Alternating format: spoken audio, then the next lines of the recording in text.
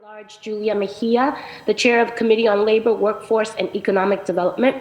It is Monday, November 21st, 2022, and we are here today for a virtual hearing on Docket 0296, Order for a Hearing regarding the biannual review of the Boston Employment Commission and Boston Residents' Job Policy, sponsored by Councilor Rutzi Louis-Jean, Councilor Roral, and Councilor Anderson. This docket was referred to the committee on February the 16th, 2022. Chapter 8, Section 8.9 of the Municipal Code requires that the council to hold biannual hearings in April and October on reports of the Boston Employment Commission. However, due to redistricting process this year, we were unable to hold a hearing in October, and so thank you so very much for your patience. In accordance with Chapter 107 of the Acts of 2022, modifying certain requirements of the open meeting law and relieving public bodies of certain requirements, including the requirement that public bodies conduct its meetings in a public place that is open and physically accessible to the public. The City Council will be conducting this hearing virtually via Zoom, and it is being recorded. This enables the City Council to carry out its responsibilities while adhering and ensuring public access to its deliberations through adequate alternative means. The public may also watch this hearing via live stream at www.boston.gov/city-council-tv and on Xfinity 8, RCN 82, files 964. It would also be rebroadcasted at a later date. Written comments may be sent to the committee email at ccc.labor@boston.gov and will be made part of the record and available to all councilors. If you wish to sign up for public testimony and have not done so, please email shane.pack@boston.gov for the link, and your name will be added to the list. This afternoon, I am joined by my councilor colleagues, the sponsors of this order, Councilor Louis-Jean and Councilor Roral. And public testimony will be by Priscilla Flint, the Commissioner of the Boston Employment Commission, Aisha Francis, the President and CEO of Benjamin Franklin Cummins Institute, alongside the administration panel, which is Andre Lima, who's the Director of the Department of Supplier and Workforce Diversity, Mayor's Office of Economic Opportunity and Inclusion, and Christopher Brown, Manager of the Boston Jobs Residency Policy. I am so excited to dive into this conversation, and we'll start with some opening remarks from the lead sponsors. Councilor Louis-Jean, you now have the floor. Thank you, Councilor Mejia, and thank you everyone for being here. I'm going to keep it brief. I also believe that the chair of the Boston Employment Commission, J.C. Burton, will also be joining the advocates panel. And I'm incredibly excited to have this panel because I know that our commissioners on the Boston Employment Commission are really keen on really moving us forward on the Boston Residents' Job Policy to get us to compliance, but also to, getting at what the root of the purpose of the policy was to make sure, shepherded by Councilor Turner, that we were getting Black folks into the trades and making sure that they could have access to dignified jobs that pay a living wage, that provide for retirement, and that help really to build our city. And so we have had one hearing as this new iteration of a council back in April on the Boston Residents' Job Policy, and now the Boston Residents' Job Policy is going to fall under the purview of the Office of Worker Empowerment, and I'm excited to hear from the administration about how they are looking at the BRJP from a new perspective, given where it's going to be, and also excited to hear from the Boston Employment Commission and from advocates about the work that we need to do to continue strengthening the BRJP and holding contractors accountable, holding everyone who's involved accountable, holding our unions accountable, so that we can continue to build a thriving workforce that really centers Black tradesmen, that centers women in the trades, and that really centers our Boston residents. And so I want to thank the chair for finding time so that we could have this hearing, and I look forward to the discussion.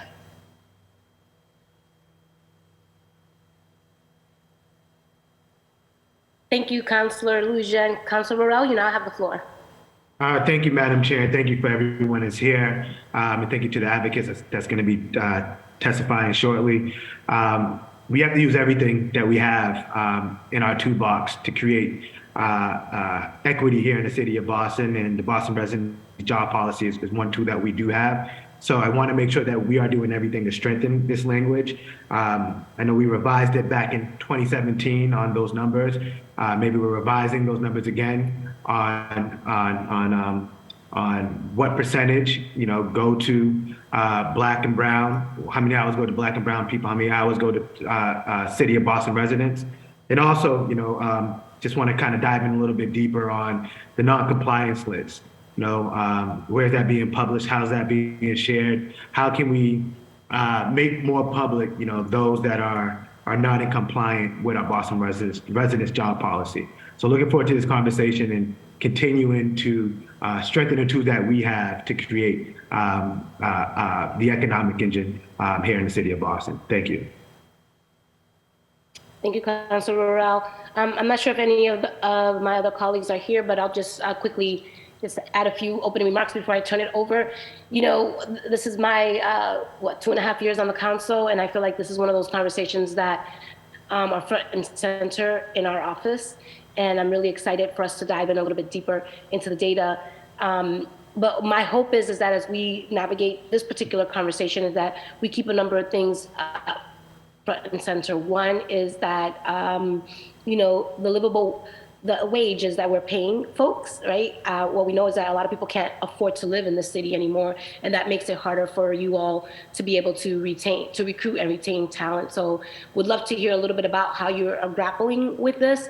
And then I'm also curious and interested in knowing who are, to Councilor Royale's point, the bad actors who are continuously violating the Boston Jobs Residency Ordinance, and curious about what is being done about that. And I'm also interested in learning, and as you do your presentation, these are some things that I want to unpack a little bit further. I'm curious about what are we doing to ensure general contractors and the general managers of some of these construction sites are led by people of color. So curious about what enforcements and opportunities you all are doing to increase that. And I also just want to acknowledge that Renee Dozier is also here from 103, so happy to see you as well. Not sure if you're going to be participating as a panelist, but you're here, and we may call upon you. So just so you know, once you show your face, you're part of the squad here. So thank you for being here. I'm going to turn it over to, I believe we're in the order that I have listed in my script, that we're going to start off with public testimony. I believe Priscilla Flint, who's the commissioner of the Boston Employment Commission, is not here. So we're going to be going to Aisha Frances, who is the president and CEO of Benjamin Franklin Cummins Institute, is not here as well. Okay, so we're going to go on to Renee Dozier, who's the business agent at IBEW Local 103. You now have the floor. Good afternoon, everyone. I don't have anything to say, but I'm glad to be here, and whatever it is that you need from me, you got that. So I'm just here as a willing, what's the word? I'm here to work. Put me to work. Well, that's what I love about you. You are always ready to work. So we will make sure that we do just that. My colleagues who are here will probably have some questions for you. That said, I'm going to move over to the administration panel, and we'll start with you, Andre. You now have, I believe, does that mean, okay, is Priscilla here? Yes, Priscilla Flint is here. So before we turn it over to the administration panel, we're going to give the floor to you. Priscilla, you now have the floor. Hello, everybody. Hello. How's everybody doing? We're good. I'm sorry I'm late. I couldn't get in. No, it's okay, but you're here now, and we're starting off with testimony, and I know you have signed up, so we want to pass the floor over to you. Okay, so my name is Priscilla Flint Banks. I am a Boston Employment Commissioner. I'm also the Executive Director for the Marcus Anthony Hall Educational Institute. And I'm also a retired City of Boston employee. I ran the payroll for the City of Boston for over 20 years. And I also helped write I'm a co-founder of the Black Economic Justice Institute. And I was part of the rewriting of the Boston resident job policy. For the last 12 years, I have been out here in the community, me and my organizations, fighting for jobs in the construction industry for Black and brown people, Boston residents, and females. We rewrote the Boston resident job policy in 2017. January 25th, 2017, the new ordinance was put in effect. Ever since that ordinance has been in effect, it has not been I can't think of the word I'm trying to say. It has not been enforced. And this is 2022. This ordinance was originally written and approved in 1986. And it has not been in compliance. And it is a shame and a disgrace that this continues to happen. I'm sick and tired of hearing about building pathways. I'm sick and tired of hearing about these other organizations that don't really do anything. Building pathways is not the end all, the be all. Operation Exit. These organizations do not put jobs in our community. We have developers that are making billions of dollars in this city. And yet, our children out here killing themselves, shooting themselves, dying in the streets. This city is rich. And what happens? We get gentrified out because we can't afford to live here. Yet, you want people to live here in order to work here, and they can't afford to live here. What sense does that make? This ordinance that was redone is probably going to have to be redone again. Because I don't care about if someone don't send their payroll in on time. I don't care if they don't come to a correction action meeting, because the correction action meetings don't do anything. I don't care if they don't come to a construction meeting. I care that my community, my Black brothers and sisters, are dying in the street, are homeless, are drugged out. It's ridiculous. It doesn't make any sense. And I'm sick and tired of it. When Mayor Wu ran for office, when she was a city councilor, she said it was the will of the mayor to enforce this ordinance. Well, she's the mayor now, and I expect her to enforce it. Thank you.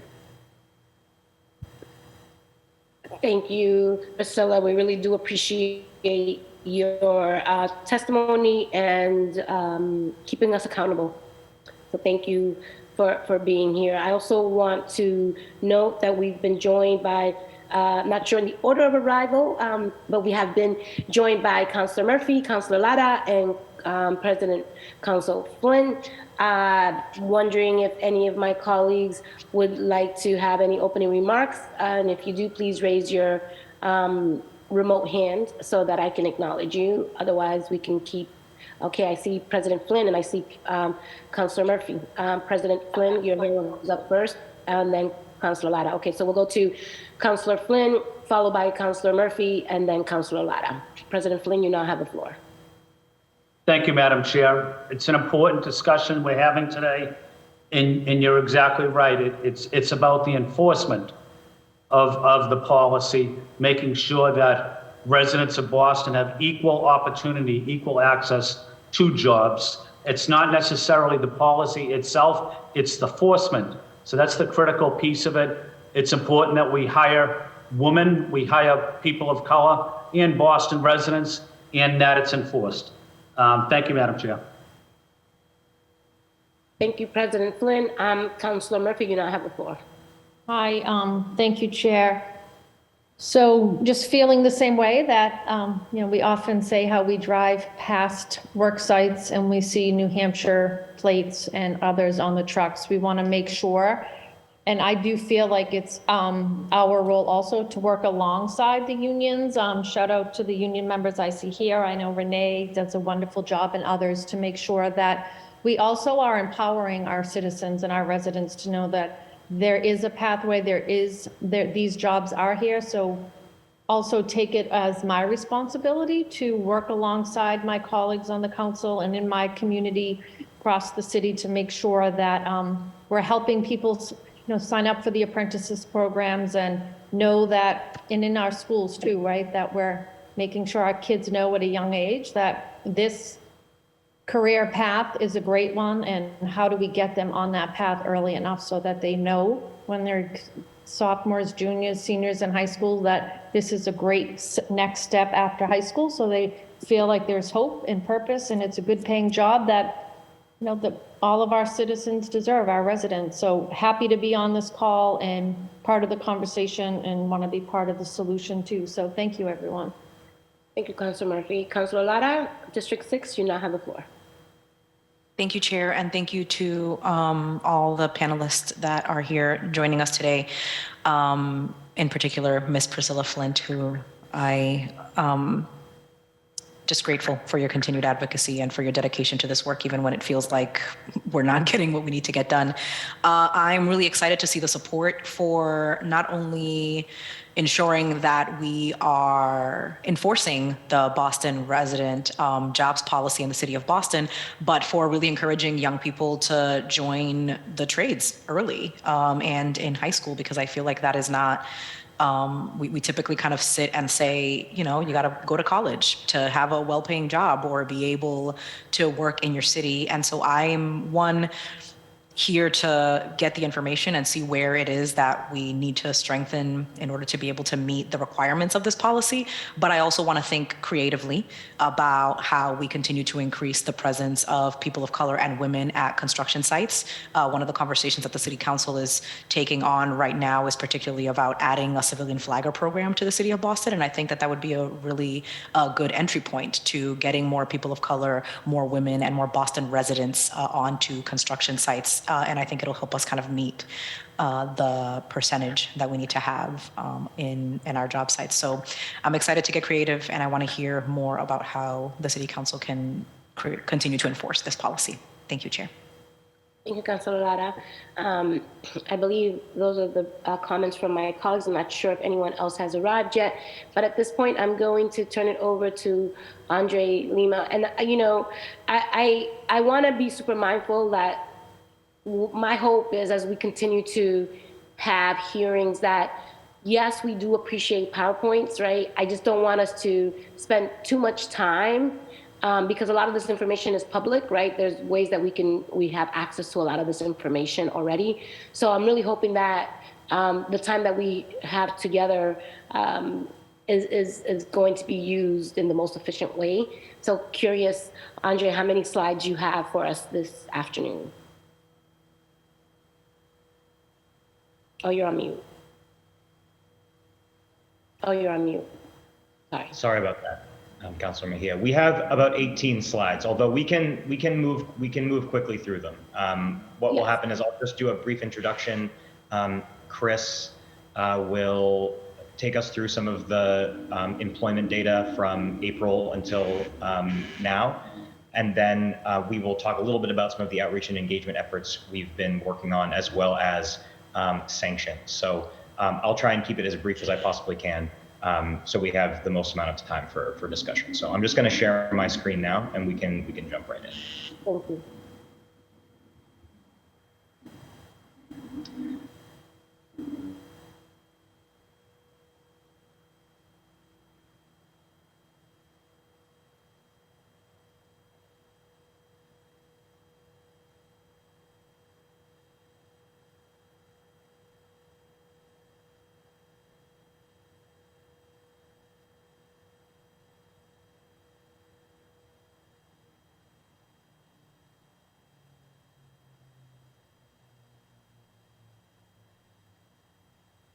Andre, you're on mute if you're talking. I'm sorry. Just wanted to let you know that.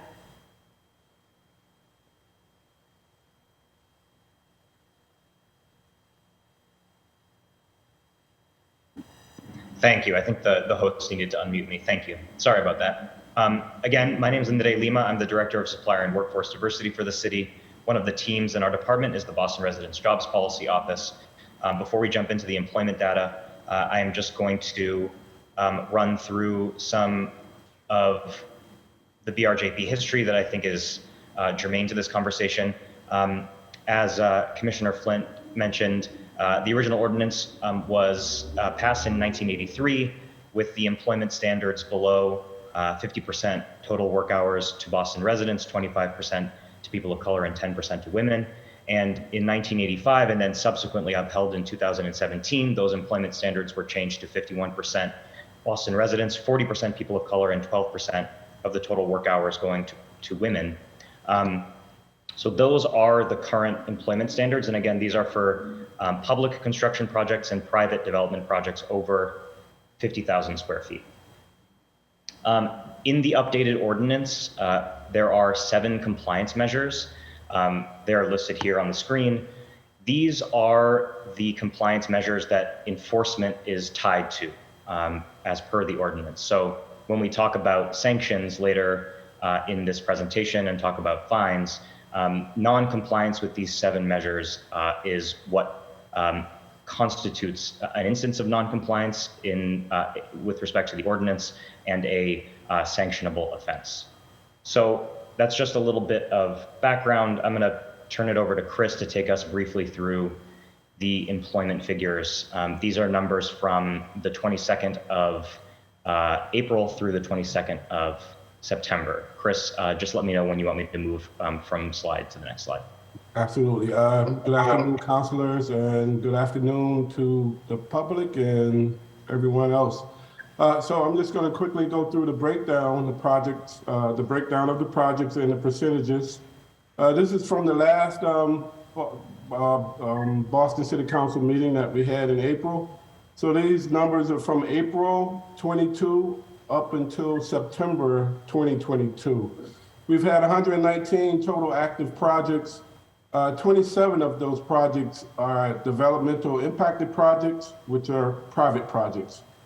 And 92 of those projects are City of Boston projects. Those projects are funded either entirely or portionally via city funds. So we have the 4 line departments that we have are the Public Facilities Department, Parks and Rec, Public Works Department, the Mayor's Office of Housing, and as you can see, the Mayor's Office of Housing, which is mainly deals with affordable housing in the neighborhoods. We had 33 of those projects, which led all city departments. So when we're looking at the actual data, the actual numbers, the private projects, those are the projects that are 100,000 square feet or over, to about 3 million hours. They came in at 23% Boston resident, 35% people of color, 8% female. And the public projects, those are the projects that are funded through the city, taxpayer money, about 750,000 hours, 26% Boston resident, 46% people of color, 77% women's. And the grand total, when you put the private and public numbers together, we had about 3,500,000 hours, 24% resident, 37% people of color, and 8% women. Next slide, please. So this is a quick breakdown of all the neighborhoods that the projects were in. I'm not going to go over every neighborhood. Typically, the Dorchester neighborhood, which is probably the largest neighborhood, it typically has the most projects. It typically includes affordable housing and parks, and also the roadways and sidewalks. So it's really Dorchester is really always in first place in this category. And Boston proper, that's the area where you have the skyscrapers per se, the projects that are over 100,000 square feet, the Seaport area, downtown Boston. Next slide, please. And this is a breakdown of all the different city departments. So public facilities, the parks, public works, the mayor's office of housing, you're looking at the numbers, the resident percentages. Public works, resident percentages, 37%, the people of color, 37%, 6% in the women category. The largest department is always Mayor's Office of Housing, which was formerly Department of Neighborhood Development. Again, that's the Affordable Housing Department. We had about 500,000 hours, 26% Boston resident, 55% people of color, and 7% women. Next slide, please. And that's going to do it. Thanks, Chris. We on this slide, this is just a list of some of the Jobs Bank fairs that we've had this year. I want to touch on some plans that we have with Boston Public Schools to do an event focused on pathways into the building trades for high school students that we are laying the groundwork for over the next 3 or 4 months, and plan on having an event in the spring that focuses on exactly what I mentioned, apprenticeship programs and pathways to the building trades for high school students. But this is a list of some of the events that we've already had and some that we have planned. I mentioned this in our last update, so I'll be brief here, that the Jobs Bank, which is our program that helps connect available laborers with jobs on job sites, has sort of shifted to a QR code for quick application at job sites. And then additionally, the Jobs Bank has a request for labor form, which our Jobs Bank coordinator uses to do some of that matchmaking. And our Jobs Bank coordinator, Janine McLaren, also holds a Jobs Bank roundtable with community partners. These roundtable meetings are often how these events that we mentioned in the previous slide are planned and executed. We often have representation from a lot of community partners, apprenticeship programs at those events. So we use the roundtables as a way of planning with community partners. So finally, a few updates from the Boston Employment Commission. I mentioned this in April. The sanctions policy that was written in 2021 and adopted on November, I believe it was the 16th of November of 2021, essentially lays out the process by which the Boston Employment Commission can receive a formal recommendation for sanction, that a contractor be sanctioned from a construction monitor from the BRJP team, how the commission will consider the merits of the recommendation, and then finally how the commission will determine the final amount of a fine pursuant to the limits set forth in the ordinance, which is $300 per instance of noncompliance.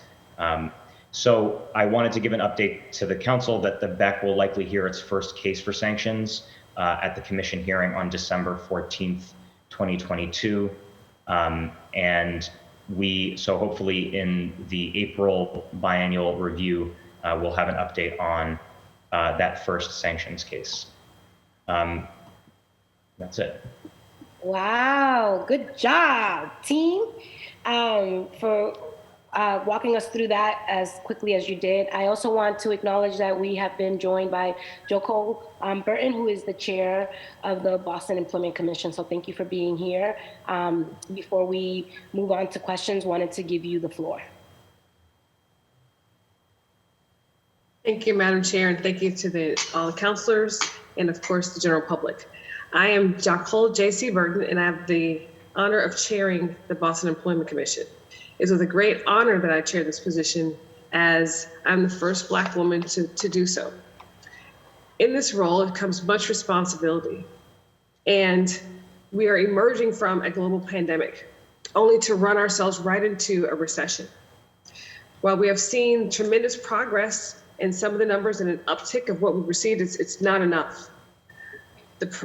We have seen contractors and some programs to help support with providing things that will help people get back to work, such as some of the Child Care Act of Massachusetts, which has been helpful in getting women back into the workforce.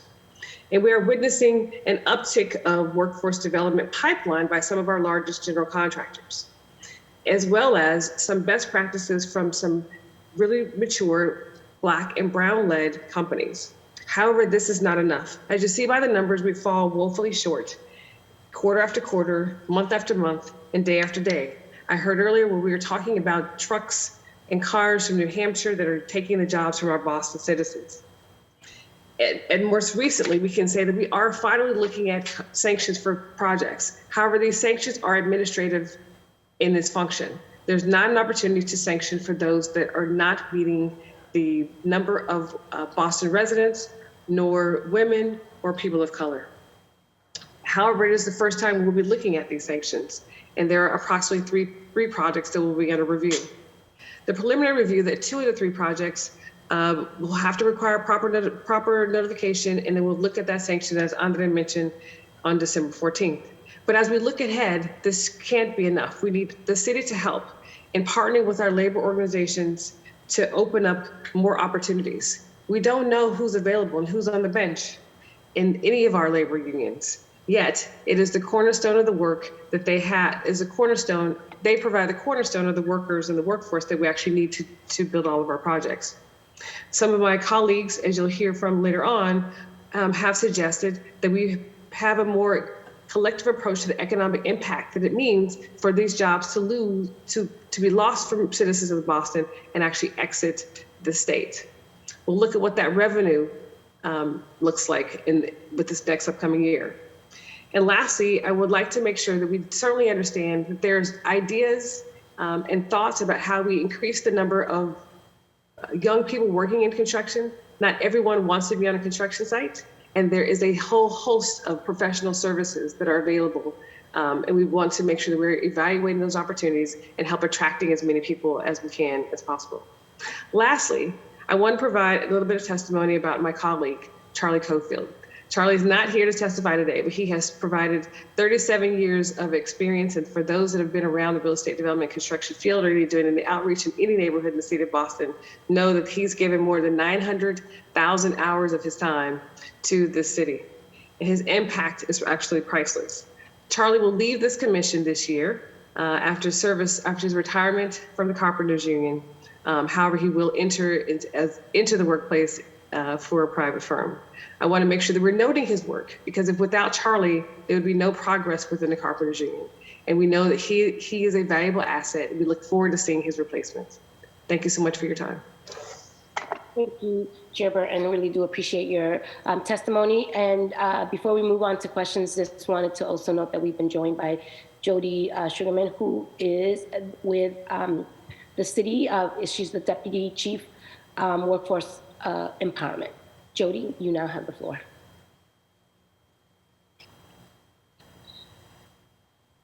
Thank you so much, Counselor. Really glad to be here today. I really wanted to say thank you to Andre and Christopher Brown and their team for helping me get up to speed. Chief Nguyen is sorry she could not be here today as we work out the details of the full transition of the Boston Resident Jobs Policy Program into the new cabinet, for which Chief Nguyen is the leader, is providing leadership. I'm happy to answer some questions. I know we've been learning a lot, not only from the program here in Boston, but looking to other places with similar resident job policies in San Francisco, Pittsburgh, DC, to try to see what we can learn from places that have similar programs with different results. I know that we are very committed to really using the power and scale of the city's contracting and procurement to drive fair, safe labor standards and equal access to jobs to the highest extent possible. And we're also, with the Boston Resident Jobs Policy moving into the cabinet, looking for opportunities to have oversight of all the labor policies, living wage, Boston Resident Jobs Policy, wage theft. How can we make sure that those contractors seeking work in Boston are meeting the complying with and meeting the goals of all the different policies that the city has laid out. So thanks for being here today. And again, Chief Nguyen is sorry that she could not be here, but we'll definitely be joining in April when we report back to the counselors. Thank you, Jody. Before I turn it over to my colleagues for questions, we're going to start off with the lead sponsors and then make our way through Andre, you had mentioned some of the job fairs that you posted. Can you talk to us a little bit about the turnout, like how many people participated? What was that return on the investment in terms of the time that you put into it? And kind of walk us through a little bit about the results of those efforts. So I am happy to follow up with specific numbers as to turnout and some of the results. I will say that we, for several events, didn't have as great a turnout as we would have liked, although we, where we can, focus on trying to make the events a meaningful experience for every event goer. I'm happy to follow up with specifics and about how many folks attended and which community partners were in attendance. But off the top of my head, I won't be able to give you specific numbers as to how many people attended each one of those 6 or 7 events that were listed. Chair. I apologize. No, it's okay, no worries. Chair Burton, I see you have your hand up. I just want to add that in most cases, there is a member of the Boston Employment Commission that has participated in those, in all of those meetings. And we do so informally. It's not part of our role, but we are interested in seeing who's attending. In all cases, most of the events are well attended by people as long as there's enough notice. The feedback that we're getting is that, yes, they like the QR code for an opportunity for quick access of application, but then there are some that still would like an opportunity to make sure they can write their responses down and fill out a paper application. And sometimes that may be due to translation needs and or requirements of having the information provided in several different languages. So we have provided that information back to Director Lima, and he has certainly been working on making sure that we can provide opportunities for inclusion by folks that can fill out an application in multiple different languages. Thank you for that. And speaking of inclusion, Director Lima, can you talk to us a little bit about how I always say that, Boston is resource rich, but coordination poor. So oftentimes we have a lot of departments, that we interface with. So I'm just curious about what your outreach and engagement strategies have been with the Offices of Returning Citizens, the Black Men and Boys Commission, and other departments. Can you talk to us a little bit about how you are interfacing with other departments to help support your efforts? Our outreach efforts have primarily focused on the departments with whom the public contracts lie. Although we are trying to be better about pulling in folks, like I said, from BPS, that's sort of been our focus for the past couple of months, into those jobs bank roundtables so that we can sort of begin strategizing specifically a way to get our jobs bank coordinator, Janine McLaren, at schools to give sort of informal information sessions to students, and then hold a job fair or sort of a pathways to the building trades fair in the spring. So we've been primarily focused on working with BPS in the past several months since our last biannual review, but certainly open to working with all city departments. The team is quite small, so we've been focused on working with BPS primarily. But again, like I said, very, very interested and happy to work with returning citizens, Black male advancement, immigrant advancement. We, in our department, do a lot of work with immigrant advancement and language access, both in the Boston Residents Jobs Policy Office, but also in the supplier diversity team, where we know that translation, language access is a really key component of increasing access to city contracting as a source of revenue for small businesses, MBEs and WBs, and then also jobs in the building trades for laborers in Boston. I also just wanted to note that there's also the Women's Commission. So I just want to note that they should also be included as part of your outreach. And I think, the more, as we continue to move through these conversations, it would be my hope that in April, when we do this review again, that there is some intentionality around this. This should be an issue that interfaces with all of our departments, right? Because we work in silos, and I think that if we're really going to reach this goal, it's going to have to take all of us working in different ways to move that work. So, Mr. Lima, I would highly encourage some efforts in that part, particularly with our returning citizens, Black men advancement, Moya and the Women's Commission. I think that those are all really great places because they interface with so many constituents that can help support in getting the word out. And then I will also just encourage you all to consider engaging with folks who can be ambassadors who are now on job sites, who have really good union paying jobs, because you all can't do this work alone. But I think that some of your budget should consider at least having some stipends for some folks who can serve as ambassadors to help you increase the turnout and the engagement of that. And Chair Burton, I see you have your. Thank you for bringing up the opportunity to provide jobs for returning citizens and women and also people of color.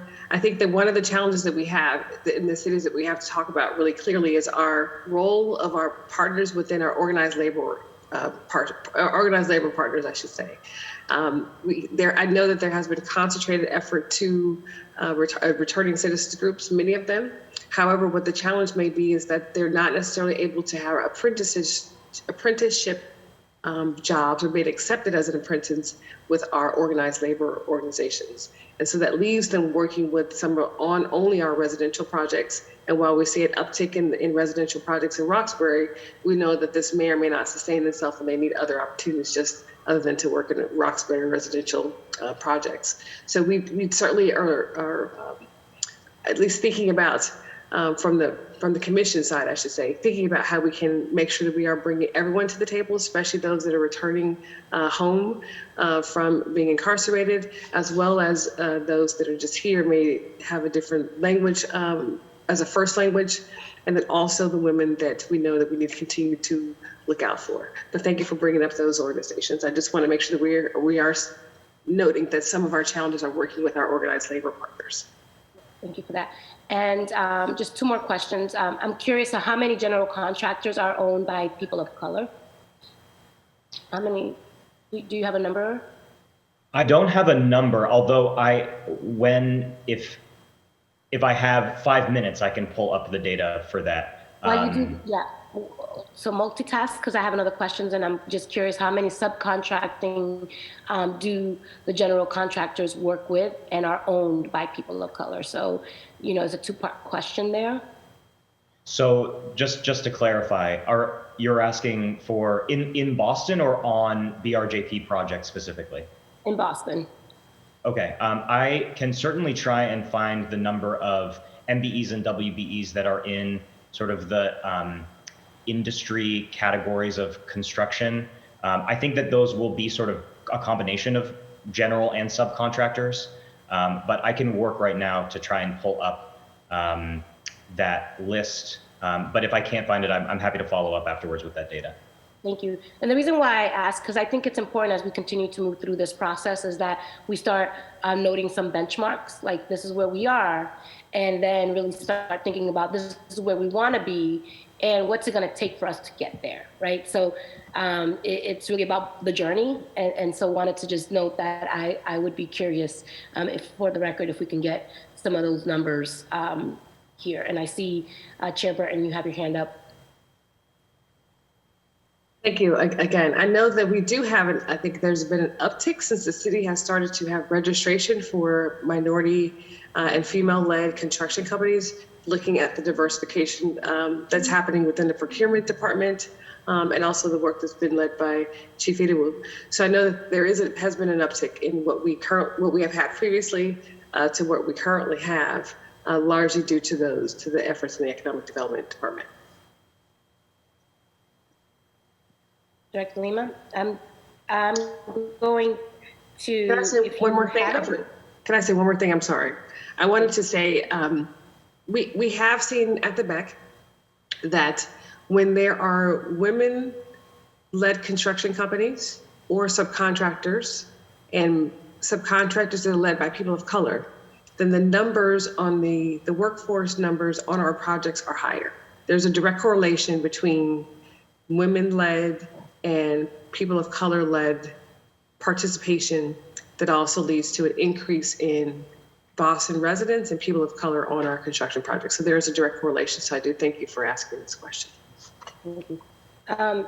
Director Lima, I'm going to ask Councilor Louis-Jean as the lead sponsor to ask her questions, and that will give you a little bit more time. And at some point, we can loop back around during the second round of questions, okay? Councilor Louis-Jean, you now have the floor. Thank you, Chair. And I also want to Chair Burton, steal a page from your playbook and say thank you to Charlie Cofield for his service. He is someone who cares deeply about BRJP and really making sure that we are introducing more young people, more people of color to the trades. And so I want to thank him for his service, and I'll make sure I tell him offline as well. I want to thank the administration for the information that you provided. I have a few questions just based on the data that was shown. And I'm also encouraged by the fact that we are moving towards sanctions. I know that when we had this meeting back in April, a lot of us, especially new councilors, like, okay, what is the difficulty in us getting sanctions out? But I also understand that the sanctions aren't directly tied to BRJP numbers, right? They're about whether or not you're meeting these 7 compliance factors, which if you have a big shop, if you are able to, there's an industry now around BRJP compliance. If you're able to do that well, regardless of whether you're meeting BRJP goals, then, it doesn't really, it's not really doing much. But I do think compliance, I do think the sanction hearing is a way of showing the members of the public that we are taking this seriously and that we do want to really put muscle behind this, and that these sticks that we've been using, that like we are actually going to use the stick, because people have not seen us use the stick, and I think that's an important part of this work. In the data that you presented, it looked as though we're succeeding more at meeting the BRJP goals on city-funded projects versus major development projects. And I'm curious if you can explain like why that is and what we can learn from that. Like what are the lessons? Like Chair Burton just explained, like when we have more people of color, more women-led general contractors, we see the BRJP numbers go up, which is great. That tells us that like we need to further support these sheltered market programs, that we need to be doing more of this work, that the diversity study, disparity study was important. But we can also, and we can also look at our own data that you produced and see like what are we learning from how city-funded projects are achieving or not achieving versus the major development projects. Right, I can take that question. So usually the city-funded projects, those projects are a mixture of union and non-union contractors, mostly non-union. So when you're a non-union contractor, you could quote unquote hire a person off the street, right? And the private projects, those are all most 99%. Those are 99% union projects. Those are the projects that are over 100,000 square feet. Those are the projects that are in a seaport area. Those are almost always union 99.9% of the time. So that's the difference. I think when you're a non-union contractor, you have a little more leverage on just hiring a person that from the neighborhood or some neighborhood organization and train that person up, as opposed to the contractors that are signatory to the unions. Awesome. And then Chair Burton, you talked about what we need to do to make sure that labor, that organized labor is really at the table and really like pulling their weight here. We know that we have a problem with baseline data that we don't have, and we know that there's like legal reasons that sometimes make it difficult for us to procure that information. We know that there are some unions that are succeeding better at recruitment. Some of it is as simple as having like a DEI hire who is in office.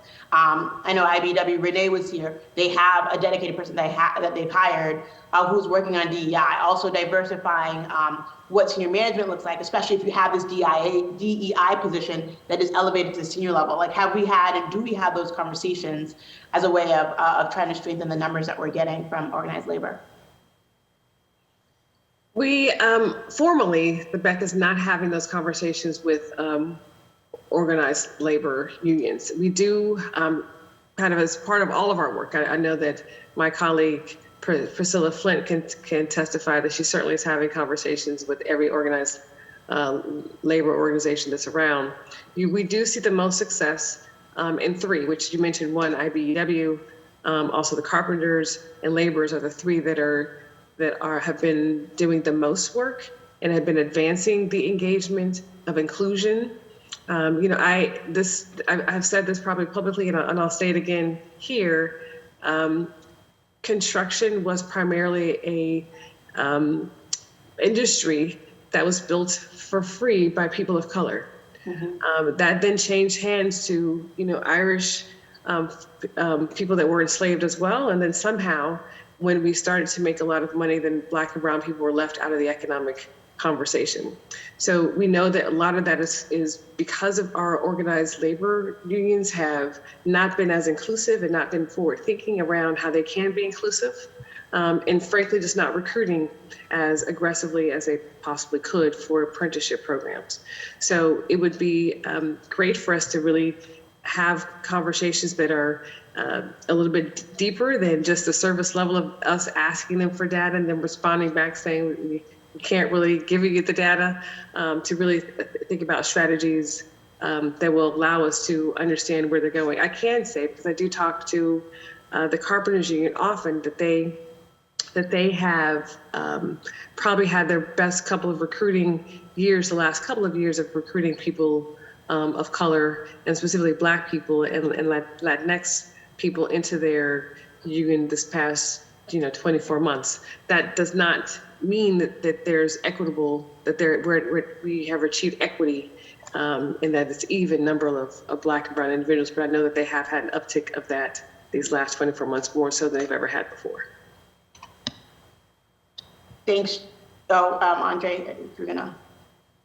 And just to add, if you go back to that first slide where we showed the breakdown of BRJP monitored work hours across public and private projects, the vast majority of the BRJP monitored work hours are on those large private projects, which Chris mentioned are majority union projects. So there is a sort of the distribution of work hours on BRJP projects is not sort of balanced between union and non-union projects for that exact reason.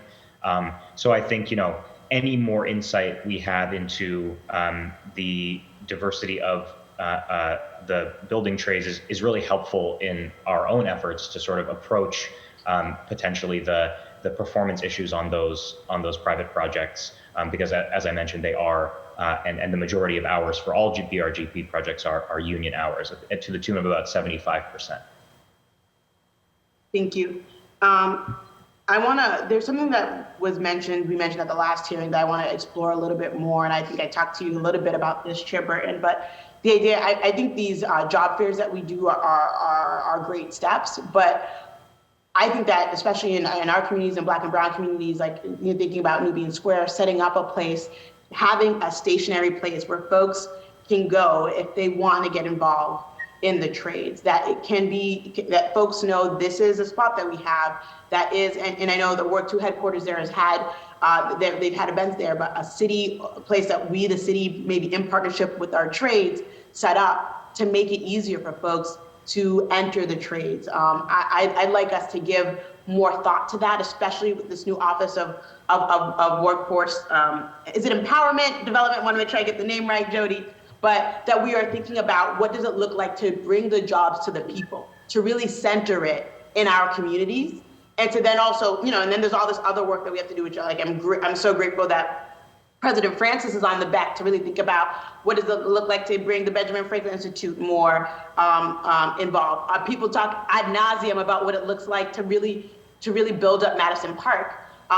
And can we build an institution? Can we have a place, a physical space in our neighborhood that folks know, all right, you need a job, whether you are, formerly incarcerated, whether you're a young person who wants to get involved in the trades, like go here and then they can steer you in the right direction. So many times for a lot of our people, having a physical place to go can make such a big difference. A physical space with friendly faces and people to steer them in the right direction. Have we thought about that? What are the hindrances? Or the difficulties of us getting there?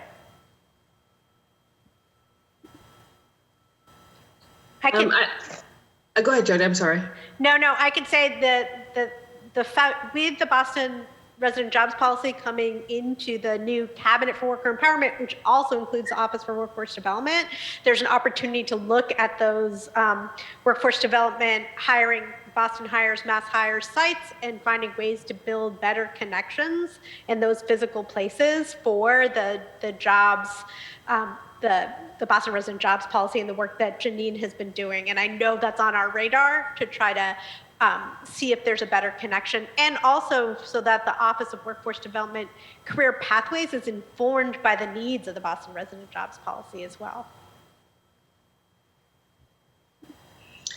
I see Chair Burton, you had your hand up, so I didn't want to, yeah.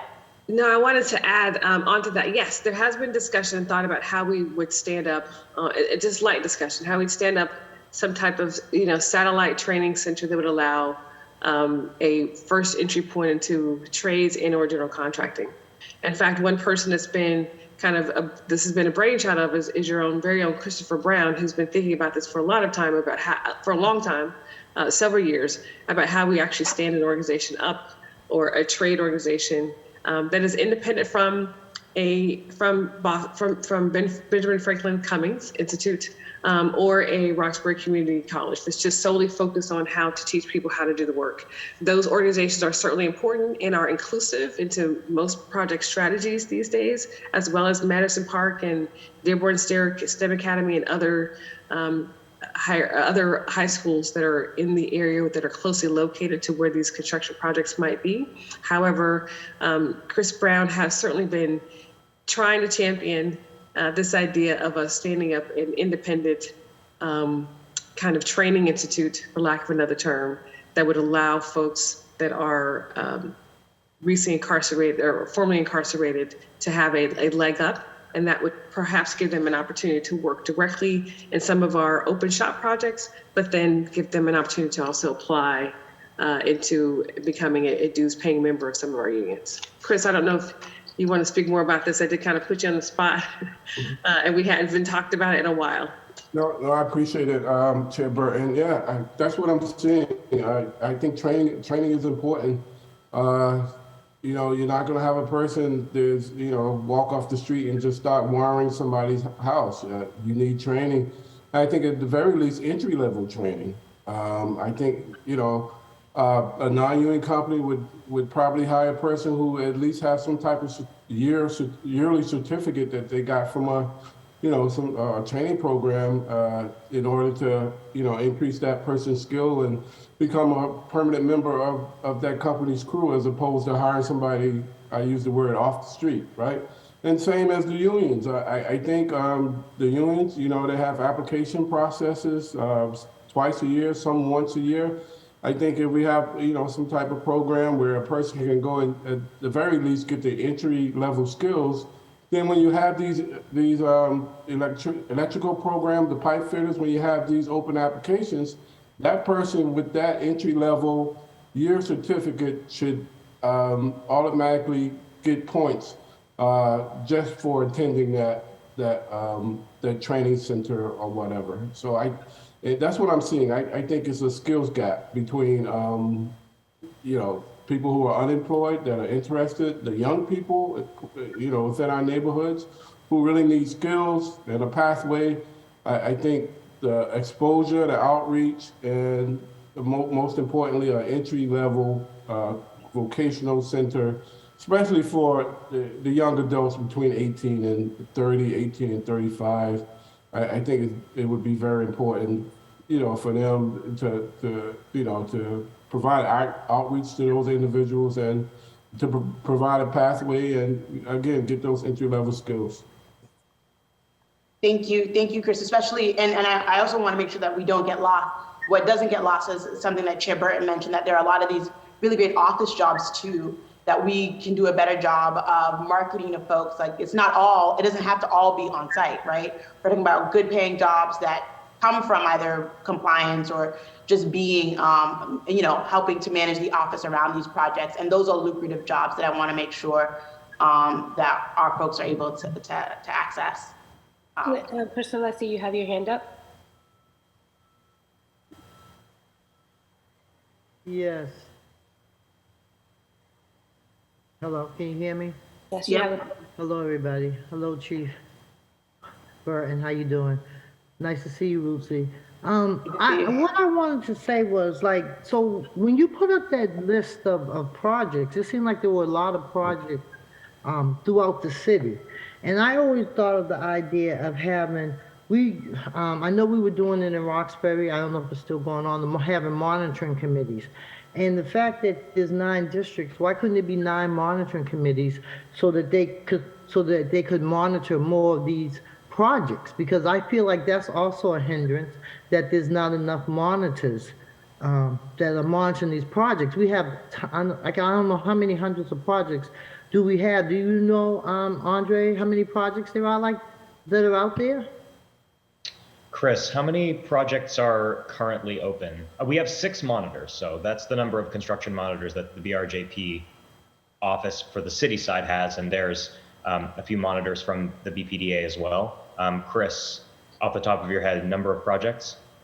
Well, on a yearly basis, altogether, public and private projects, each year, give or take, there's 200 projects that come through our office. So there's no way 6 monitors are going to be able to monitor those projects accurately. I think that is an issue. And I wanted to also ask on the jobs banks. You all said that you all reached out to some youth, and I wanted to know if any youth were actually hired. Well, sorry, go ahead, Chris. Well, I work closely with Janine. I know she's, we're glad to provide you a list of all the organizations and all that, that we've reached out to, all the, neighborhood people. But she's really developed a vast network of, and she's really been collaborating with Mass Hire, with, all the neighborhood organizations and nonprofits. I would be happy to provide you a list of all those organizations. We've had, like Andre stated, we've had job fairs, and we've emailed, we've sent emails to over hundreds of individuals and organizations, and the turnout is not what we were. It hasn't been. We thought we would get more people. We've had in the range from 30, 40 to 50 individuals showing up. But it's not because of the lack of effort from our department. Does that answer your question? No, not really, but it's, okay, I know you don't have the exact number, so I understand. So basically, I heard someone say something about going into the schools, like the high schools, to like talk to more of the young folks. Construction work is hard work, but you get a good pay from it. The unions are also a problem. They have been a problem, and I don't know why there's no type of a regulation or anything that can bring the unions to work with our community more. I just, it's frustrating, but thank you. Thank you, Priscilla. I'm going to go to Chair Burton, and then okay. I was going to say, Chair, I have one more question I'd like to ask, but sure. but the Chair Burton, go ahead. Chair Burton, can you go first, please, and then I'll bring it over to Councilor Louisiane. Sure, just very quickly. I know that Councilor Louisiane was talking about the construction, the professional services side of the construction jobs. We currently don't count those in our Boston residence job policy. However, they are an important part of our construction projects, and we'd like to maybe thinking about how we could consider some of those ancillary jobs. And the ones that I'm thinking about specifically are scheduling and estimating and project management that are currently not being counted, that are critical and important on all construction projects. I heard earlier about the Citizens Flagman program that may be taken into consideration. I also provided testimony for that, and that too would be a job that we know could very well be an entry point for someone working on a construction project. It can come from the professional service side or it could certainly come from something as simple as being a civil service flagman that's still working on the safety portion of the project. So just wanted to provide that short amendment because we currently don't count those jobs right now. Thank you, Chairperson. And then Councilor Louisiane, just in the sake of, time, I'm going to go to you for one more question. Then I'm going to go to the second co-sponsor, Councilor Morrell, followed by Councilor Murphy, and then Councilor Lara. Thank you. And I just wanted to pick up on something that I heard Commissioner Flint mention, and that we talk about a lot, is just like how wealthy this city is and how so many people build their wealth in this city off of procurement, off of these contracts. And so one of the larger problems with procurement is essentially that the lowest bidder has to win, right? We are experimenting with these programs that, we'll do away with that. And if we are thinking about historical legacy, those who can offer the lowest bid oftentimes are sort of the white contractors that have legacies here in the city. And so I was thinking that one of the things that we could, if we're looking at the ordinance and looking at ways of improving it, is that can we give a grade for past performance on BRJP that we can either include as a factor or as a requirement when we're thinking about RFPs and future performance? So this is a topic that is certainly something that Jody and I and Chief Ito Wu and Chief Nguyen have been discussing.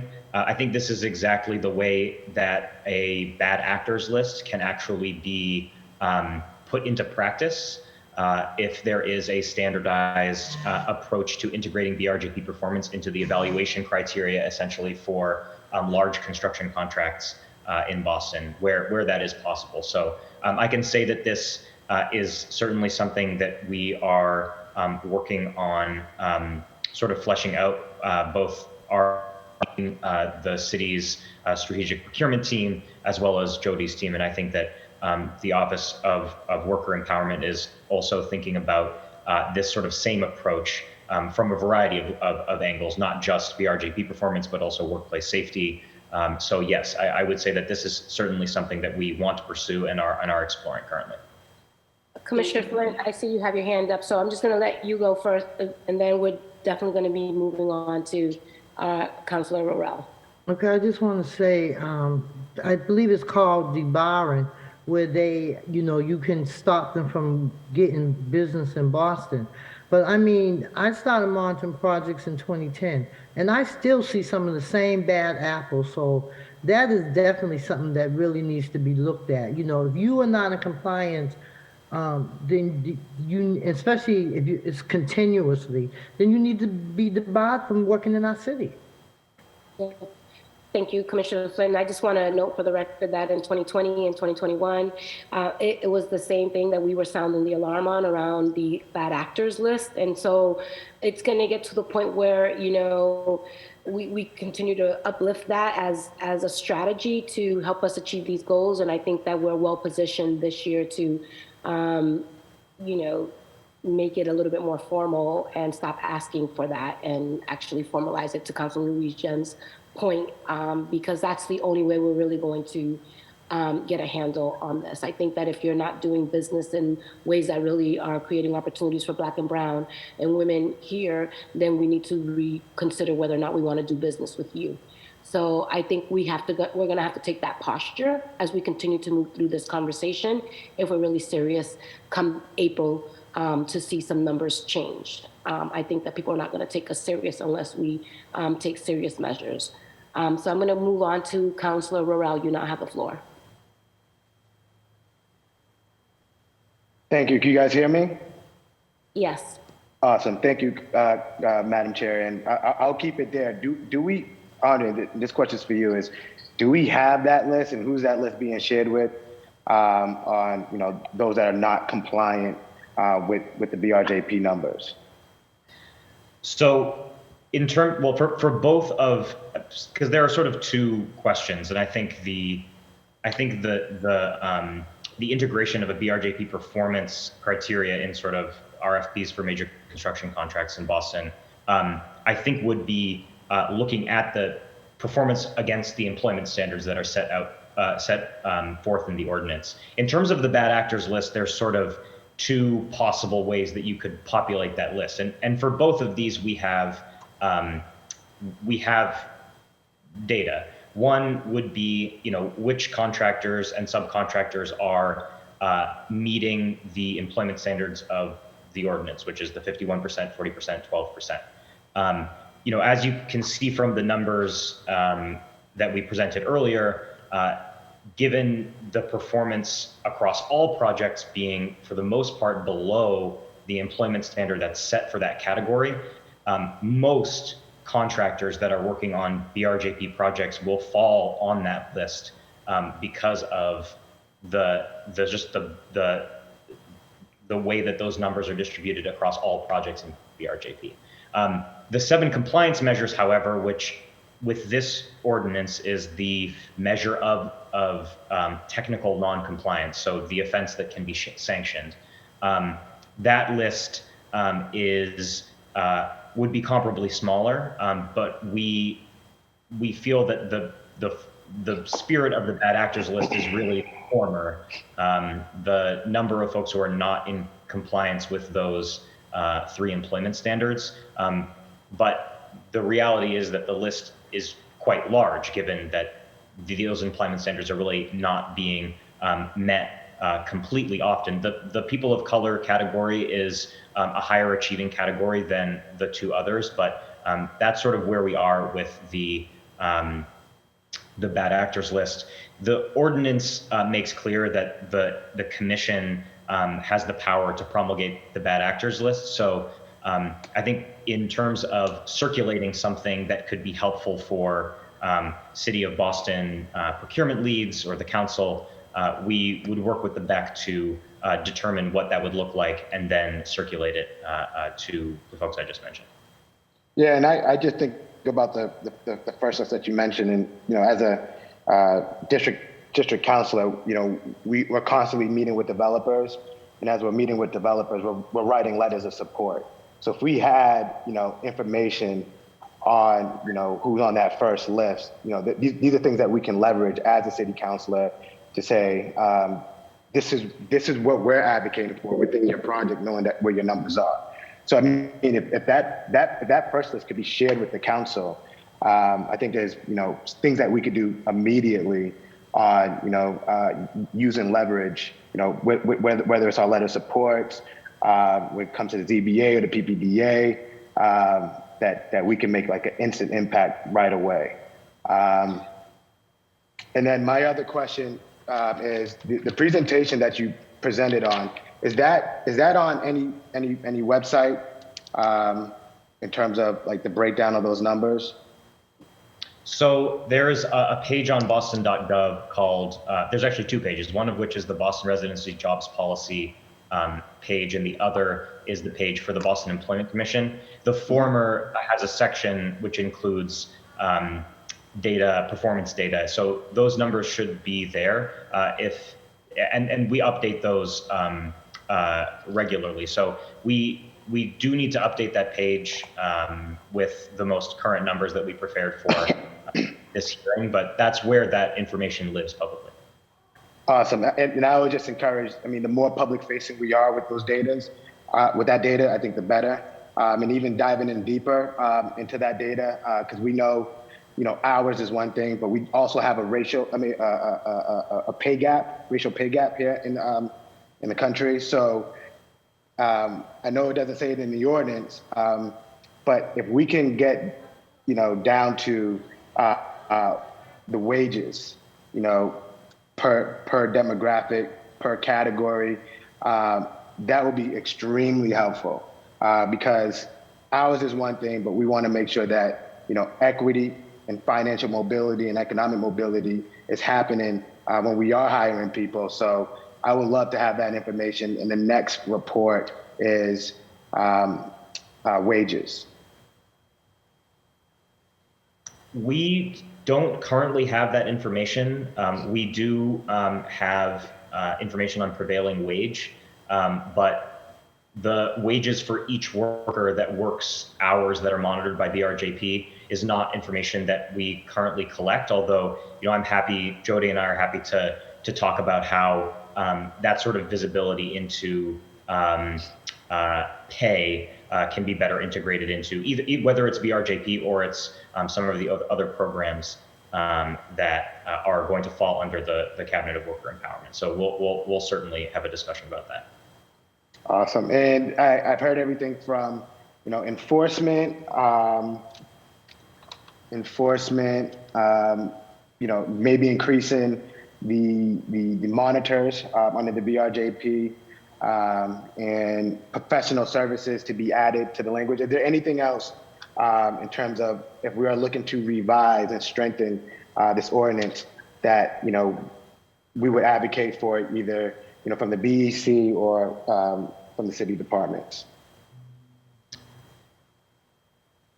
I think there are, I think the other half of the department that I manage is the supplier diversity program. I will say that having done a disparity study makes the efforts of that team, I think, allows us to sort of refine our efforts to encourage the participation of MBEs and WBEs in city contracts. It gives us a sense of the total availability of MBEs and WBEs to perform the type of work that the city generally contracts for across many industry categories. Councilor Mejia, while I don't think I'm going to be able to give you the total number of those businesses in Boston, the disparity study itself, which I will drill down to and see if I can get that raw number, does give a sense of out of the total available pool of businesses in Boston across industry categories like construction design, what percentage of them are MBEs and what percentage of them are WBEs. And I will say that having done that analysis, it gives that team a level of visibility and clarity about where to focus the work, whether that's contract specific goals or sheltered market. And I think that, as we think about the BRJP ordinance, thinking about how we can achieve that level of visibility into the total pool of available tradespeople in sort of the relevant geographic area, which would be certainly Boston, but we know that, to Councilor Mejia's point, right, we know that there are folks working on construction projects in Boston who are from New Hampshire or surrounding states. So better understanding, that number of available Boston residents, for example, to perform work on BRJP monitored projects would help us better understand sort of one, the resources that we're working with and whether or not those actual employment standards, 51%, 40% and 12 are reasonable goals, whether or not they need to be amended, and whether or not the problem ultimately lies with a lack of effort on behalf of contractors and subcontractors recruiting laborers, or if there's an availability issue. We would be able to have visibility into where pipeline development would be best focused. So I will say that, as we think about the future of this ordinance, I can't understate the value of having that picture into availability, because again, availability against utilization, which we have data for, it's the purpose of BRJP, gives you a sense of disparity. And I think knowing the disparity is a better point from which to sort of make new policy. So that's what I would say. Thank you. I see Chair Burton, you have your hand up. I do agree with Director Lima on most of the points. I think that one of the other components that we do need is to really look at the economic opportunities that are leaving not only the city, but the Commonwealth, that are being, how much money is actually leaving from our construction sites and helping to build wealth for families that are outside of the city. And I think if funding a study that is looking at just the economic development exit, what leaves here, is important. I think having that information, excuse me, helps to communicate with our general contractors who are really who are true partners in this work, right? They are billion-dollar, well-run machines and companies that will continue to grow. But I think having that data helps have a different type of conversation with them. Right now, it feels like it's a compliance issue, right? They actually manage it from a compliance standpoint. When I first relocated from Atlanta to Boston 4 or 5 years ago now, I heard this compliance list. I thought, God, that sounds so harsh, right? Where's the approach to being inclusive and innovative and thinking about including people other than saying, did you or did you not, check this box. And so I think having an economic development study that is looking at how much money is actually leaving the city, leaving the Commonwealth, and helping to grow families outside of our region that are on the backs of the projects that are done here would be super important and help change the conversation that we're having. I also think that funding a resource, I don't want to say a one-stop, because one-stop can be used in many different ways because you almost have to man it with people that are in construction, but having a resource center that can help delegate people and tell them where they should go. There are going to be some candidates of people that should go to our community colleges. There are going to be some candidates that should maybe go to Wentworth. There are going to be some that just need some basic training, as Christopher Brown mentioned earlier, and then they would give them a head start. There are going to be some that are reentry that need a little bit of construction culture training in addition to the work that they're doing. And I don't want to leave out Mel King Institute that does a tremendous amount of work in its training that we haven't talked about here today. I'm gonna let you know. I'm in the hearing. Okay. Okay. Sorry. You're multitasking, I'm sorry. Yeah. But there are some other grassroots organizations that we haven't listed here that certainly have their arms deep and around the work that we're talking about. So in addition to what Director Lima has said, I think that a resource center that is a training institute to help on some construction competency, as well as funding an economic development study that's looking at how the money is exiting the city would be important. Thank you, Chair Burton. Councilor Rowe, do you have any other follow-up or any additional questions? I guess my last, question is, budget season is upon us, Andre, and everyone in this room. So if there's anything that we can advocate for on your behalf to support you in this work, you have counselors that are here that care about this work moving forward. So please ask any one of us. And I believe there's 6, 7 counselors in this room, or there was.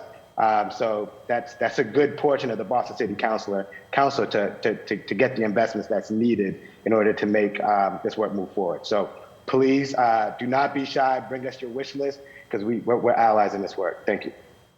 Thank you, Councilor Rao. And to that point, I think we are well positioned. We have a new mayor.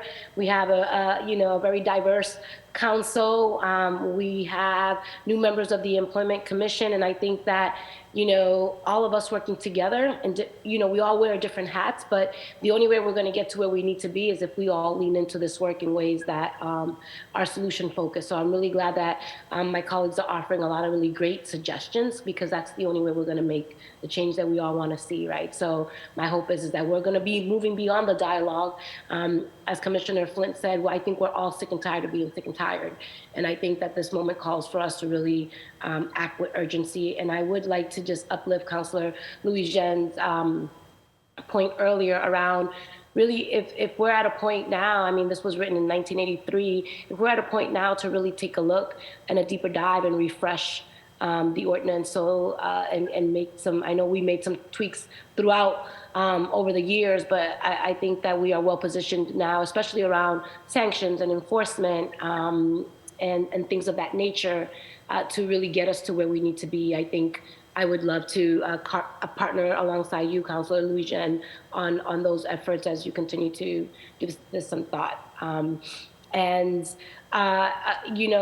think it's important, Director Lima, that as we prepare for April, that it's important to have data so that we can have a benchmark, right? This is where we are, this is where we need to be. And in regards to the sanctions idea, even if it's not one of those things where we're having hearings yet, but I think it's important for us to be more transparent with information and data. So I think to Councilor Worrell's point, when there are bad actors in different districts, that information should be public. Because the only way we're going to support these bad actors is not just by calling them out, but is by calling them in and creating opportunities for some training. And an info session, this is what it looks like to do business in the city of Boston. This is the expectation. We have 3 strikes, and then you're going to be out, right? You're not going to have any more opportunities here in the city of Boston. I mean, that's the level of accountability that I'm hoping that we'll start giving some thought to, or at least start adhering to, because what's the sense of having an ordinance if it's really difficult for us to hold it accountable? Otherwise, it's just a piece of paper. So I think we're well positioned now to really support this work with some benchmarks and where we are and where we want to be. So just continue to give some thought to that, to those who are leading this work. So I'm going to go to Councilor Lara. You now have the floor. Thank you, Chair, and thank you to everyone for all of your work and answering all of these questions. I'm concerned first, and I'll start with some comments before I jump into my questions.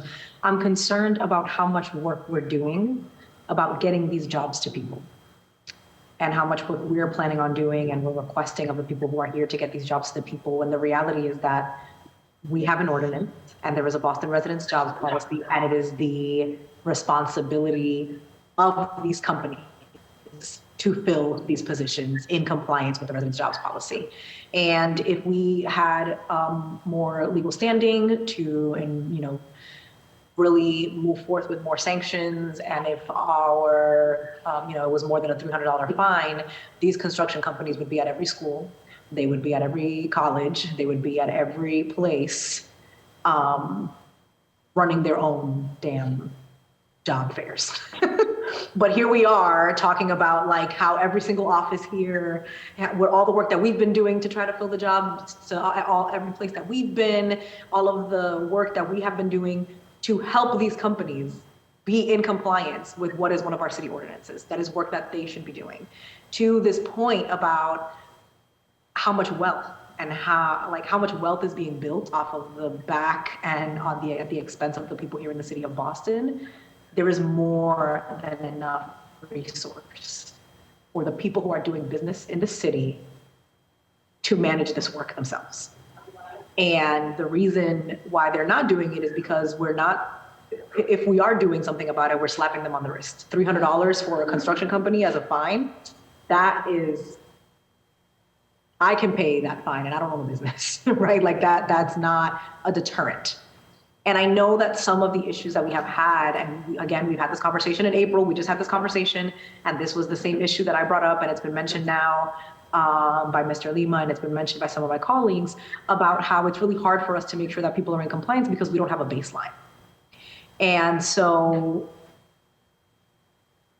how do we build, my question and the question that I've had since April is, how do we build that baseline? How do we get you to that baseline? And so, less of how do we edit the ordinance, which very much needs to be updated in terms of what it actually means and what it looks like, as we can't keep having conversations twice a year about how it's ineffective.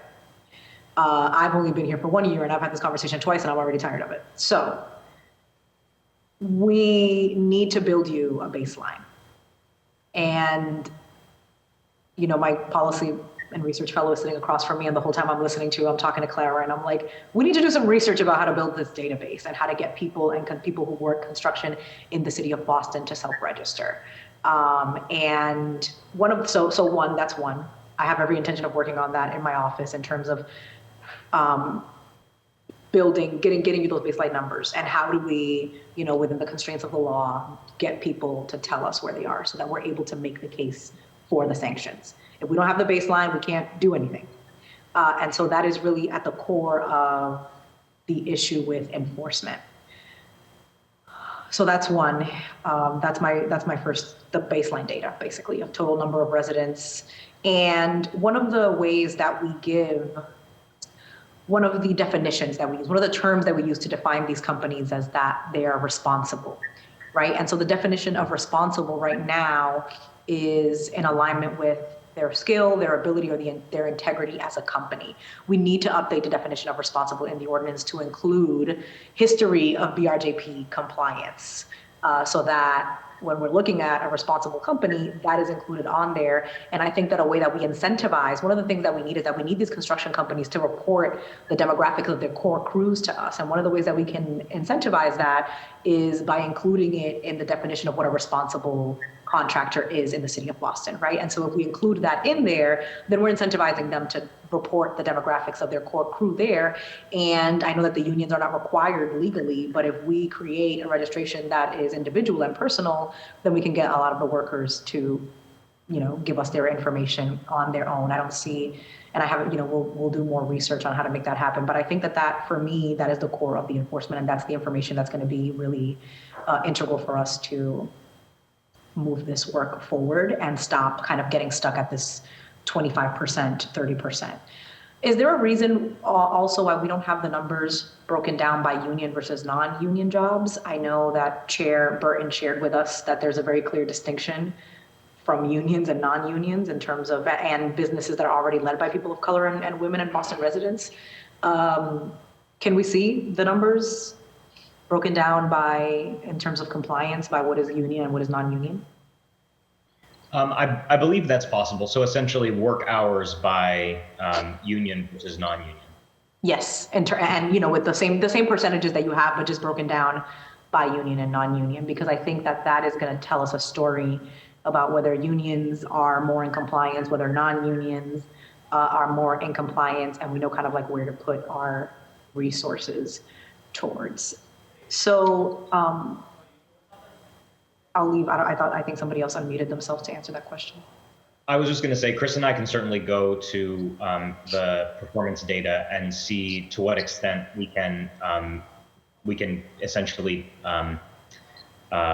structure the data by union or non-union on projects. There will be, I think, we'll have to check to make sure that the data integrity is solid across all of the data that we have currently. But I think that's certainly something we can explore, and I totally agree would be a helpful way to structure the data to understand sort of where performance issues are sort of focused. So we'll certainly work on that. Thank you. I really appreciate it. And in terms of the city of Boston, the Jobs Bank, how many referrals were made to the Jobs Bank, and how many of the referrals were employed or trained? I will get the number value for the number of referrals made to Janine, and then the number of referrals that Janine made to contractors. We do often have an issue of non-responsive contractors. Some of that has to do with, I guess, the fast-paced nature of the hiring process, but I will follow up with the sort of number of referrals in and number of referrals out. And for the referrals where we know a candidate was successfully hired onto the job site, I'll include that information too. And I think maybe next April, having Janine join us for this hearing will be helpful because as our Jobs Bank coordinator, she has that information up until 3:30 today, and this is what Janine does. So I'm assuming that every day there's a whether it's a trickle or not, more folks that she's interacting with, and there are sort of folks for whom she's essentially acting as a case manager, working to identify open jobs for them on job sites. So I'll make sure to forward that data to the council, and then also include Janine in April when we revisit the data for BRJP, and we will also include it in our standard presentation next time, so that it remains sort of part of our standard reporting structure for council hearings for BRJP review. Thank you. I really appreciate that. And is there, you said you made a comment about non-responsive contractors. Is there a way or a reason why we can't get those answers from the referrals themselves, like through the workers, whether or not they were placed or whether or not they received jobs? When people come to the Jobs Bank, like, is there some kind of way for us to stay in contact with them? I think that we also struggle with maintaining a contact with both with contractors with respect to particular candidates and also with candidates themselves. I think that that's something we're continuing to think through about how we can sort of maintain that sort of case management with the candidate, even if they are eventually employed on a job site. And I think sometimes what happens is that folks don't think to follow up after something successful happens, or don't think to follow up after their attempts to get a job on a job site are unsuccessful. So we are thinking a little bit more about how we can increase our capacity to just keep like visibility on those candidates as they move through this network of whether it's us or other community partners who are also working to help connect folks with jobs on job sites. We are starting to think, and I think as we move forward with our budget plans for 2024, thinking about how to essentially increase our visibility into that sort of life cycle and how we maintain that data in a structured way so that we can, like I said, be reporting to the council in a more structured way on what, how successful we are in converting referrals into actual jobs on job sites. Okay, and you made a comment about, in your presentation that we put forth our first sanction and that there's a hearing on December 6th. Can you talk a little bit more about that? So as I mentioned, the sanctions policy that was written in 2021 and accepted by the commission in November of 2021 has a process by which a sanction can be recommended to the BEC. The BEC consider the sanction and then hold a final determination vote. So at present, we have a sanctions case that we are compiling essentially a report to the commission on, essentially our formal recommendation for sanctions, which the BEC will hear at the December 14th BEC hearing. The contractor will also be formally noticed at that time. And then the sanctions policy makes clear that if the BEC wants or desires to take a final determination vote on whether or not a sanction is merited and what the total value of the fine will be, another hearing will need to be held within 10 days of the BEC hearing in December, where the council will meet. All of these will be public meetings and will be properly noticed. And they will hold that final determination vote essentially within 10 days of the BEC hearing on December 14th. So that's currently the process as the ordinance and the sanction policy together lays out. So we will essentially be formally announcing the sanction and the commission's scheduled meeting for a determination vote on the December 14th BEC hearing. Okay, so thank you so much. I really appreciate that. And so the first sanction that is coming to us through this ordinance actually came from a external recommendation with your new policy. So the recommendation comes from a construction monitor. So one of the six. So one of the 6 construction monitors actually recommends a sanction.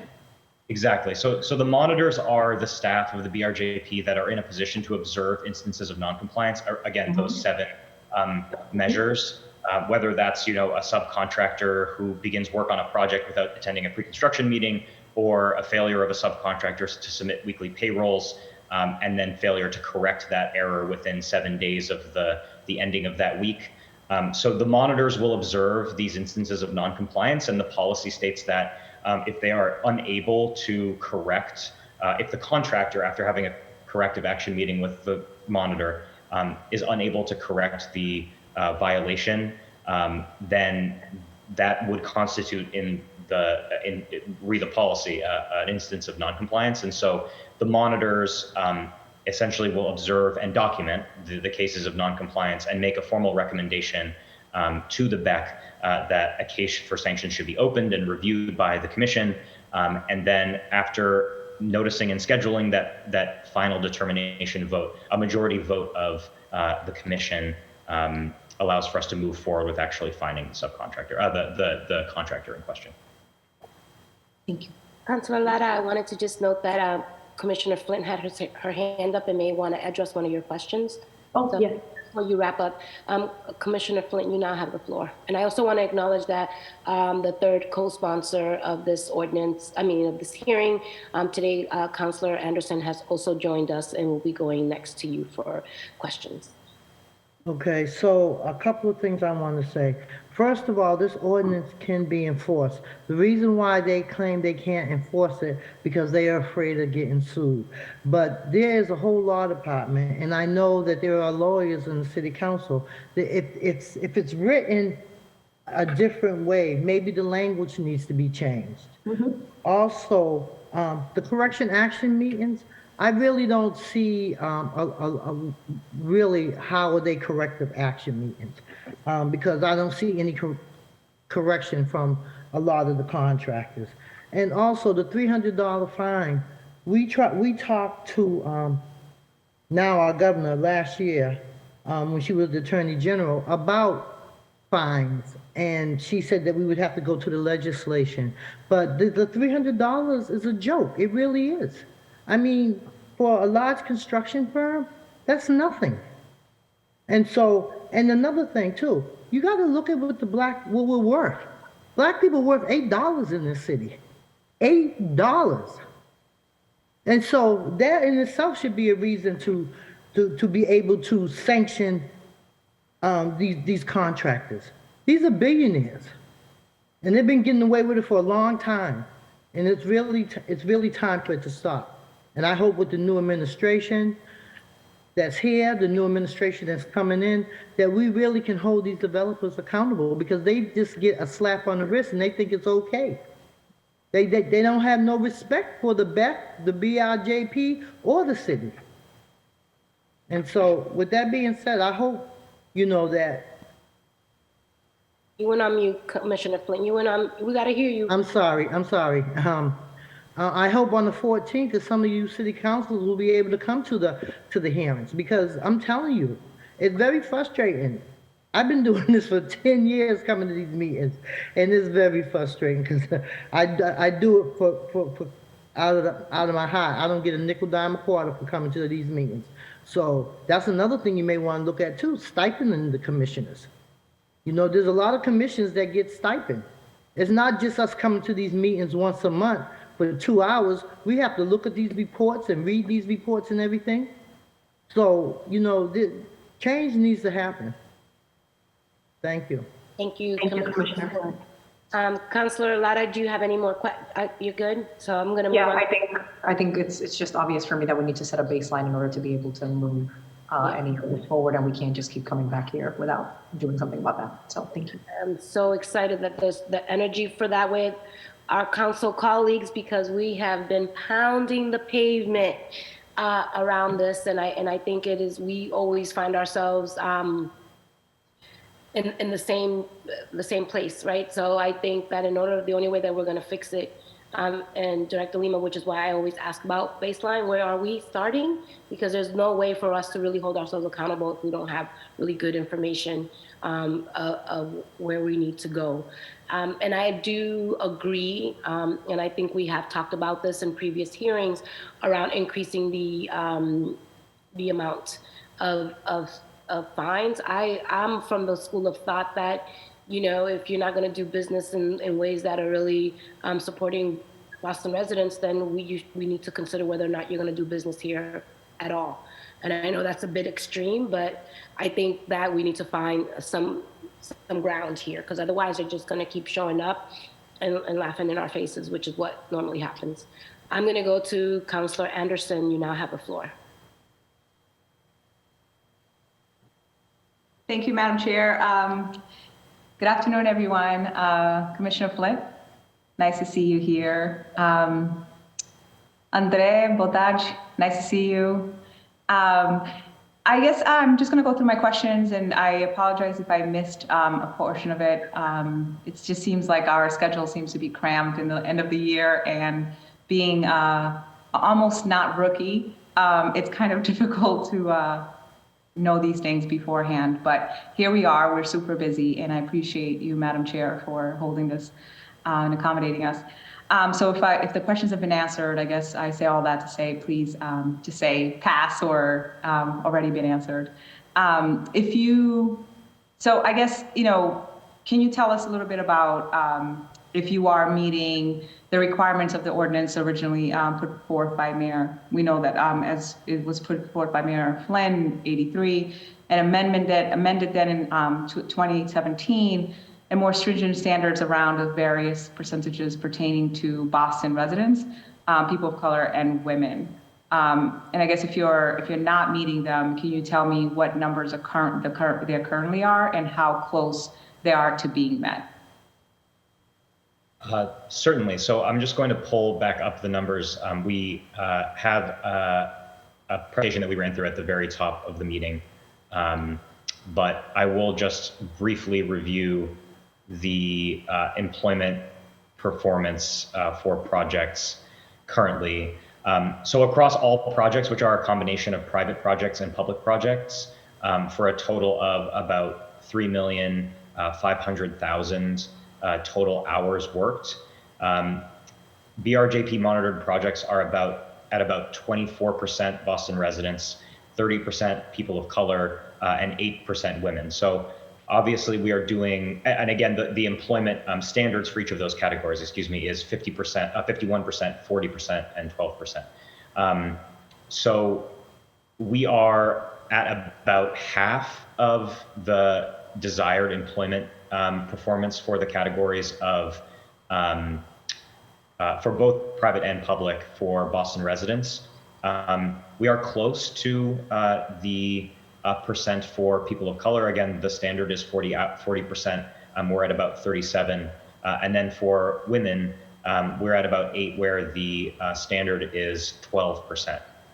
These are more or less consistent with the percentages from April of this year across all 3 categories. Okay, thank you, Andre. Can you tell me what data mechanism are in place right now to document this? So the BRJP is essentially, the function of the BRJP office is, at its sort of most basic, is to collect the weekly payrolls of subcontractors that are working on BRJP monitored projects. So every week across all of those 200 odd projects that we see every year, subcontractors who are employing laborers will weekly report to us the total number of hours worked on the project that week, and who worked them, and whether or not those individuals are people of color, women, or Boston residents. And so we use that information to essentially give that aggregate number for each of those categories. So that's sort of how the data collection works for BRJP. It's essentially monitoring of individual hours worked on BRJP projects and who worked them. Okay, thank you. And in terms of people of color, do we have that delineated by race at all, or is it just Black people all in one bucket with people of color?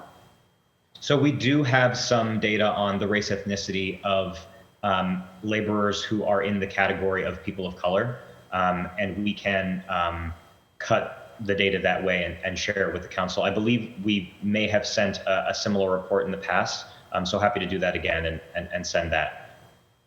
I'd appreciate that. How readily is all of this information available to access for people, for the public? So we post the aggregate data that I just mentioned, and that was contained in the presentation that we're happy to share with the council as well, on boston.gov to the Boston Residents Jobs Policy page. We'll need to update the page with this most recent projection for the year, but that's where the information is publicly available. It's also available in a data set on Analyze Boston that we work to maintain with the analytics department. We, over the past couple of years, have been transitioning away from a desktop database that we used for the data collection and onto a cloud-based platform. So we are working to sort of transition all of the records into that cloud-based platform. So some of the data that's available on boston.gov right now is sort of split between those two systems, but over the course of the next year or so, we expect that all of the data will live in a single system, which will make the reporting structure just a little bit easier to understand for both us and the public. So one dashboard somewhere where I could actually pull up individual information if I needed to? It's not in the form of a dashboard. However, there are dashboards that we provide our general and subcontractors in the cloud-based platform that we're using, Salesforce, that allow them to see it, sort of their aggregate performance across all of their projects. We could certainly explore with the analytics department how to create a dashboard as the means of visualizing that data. Currently, they're available just as sort of the raw data, and then reports from the monthly BEC hearings. Can you speak to any community training or apprenticeship programs that exist for Black and Brown neighborhoods to assist in getting people of color into these trades? So, Chris, why don't I give you this question? And again, this is another one of those moments where I'm thinking that inviting Janine to, Janine McLaren is our jobs bank coordinator, who is sort of the main outreach and engagement lead for the department. And I think we were just speaking before you joined the meeting that we should invite her to testify with us the next time we do this report. But Chris can speak a little bit more to sort of the programs that we work with most often. Absolutely. So I know there's Youth Build Boston. That's the one that comes is at the forefront. And I think they're in the space more than any other community organization. We also, you know about building pathways, but those are the standard training organizations. And I think Madison Park is trying to build their pipeline and their organization. And I heard that they're trying to increase the funding at Madison Park, but really, I mean, like I stated earlier, I think really a vocational center needs to be built. I think there's a skills gap between jobs and people in the neighborhood who are seeking to get into the construction industry, especially people in between the ages of 18 to 35%. So that's what I've seen over the last, 25, 30 years. There's really a skills gap. The math doesn't work. I'm just going to be honest. Some people don't want to hear this, but I'm going to say it anyways. The math doesn't work. There's not enough women to make every project that we monitor in order for every project that we monitor to meet that 12% women goal. It's not going to happen. And I think it's the same in the Boston resident category as well. It's not enough Boston resident for whatever reason to make every company, every project, every company meet that 51%. It's not going to happen. There's a math problem.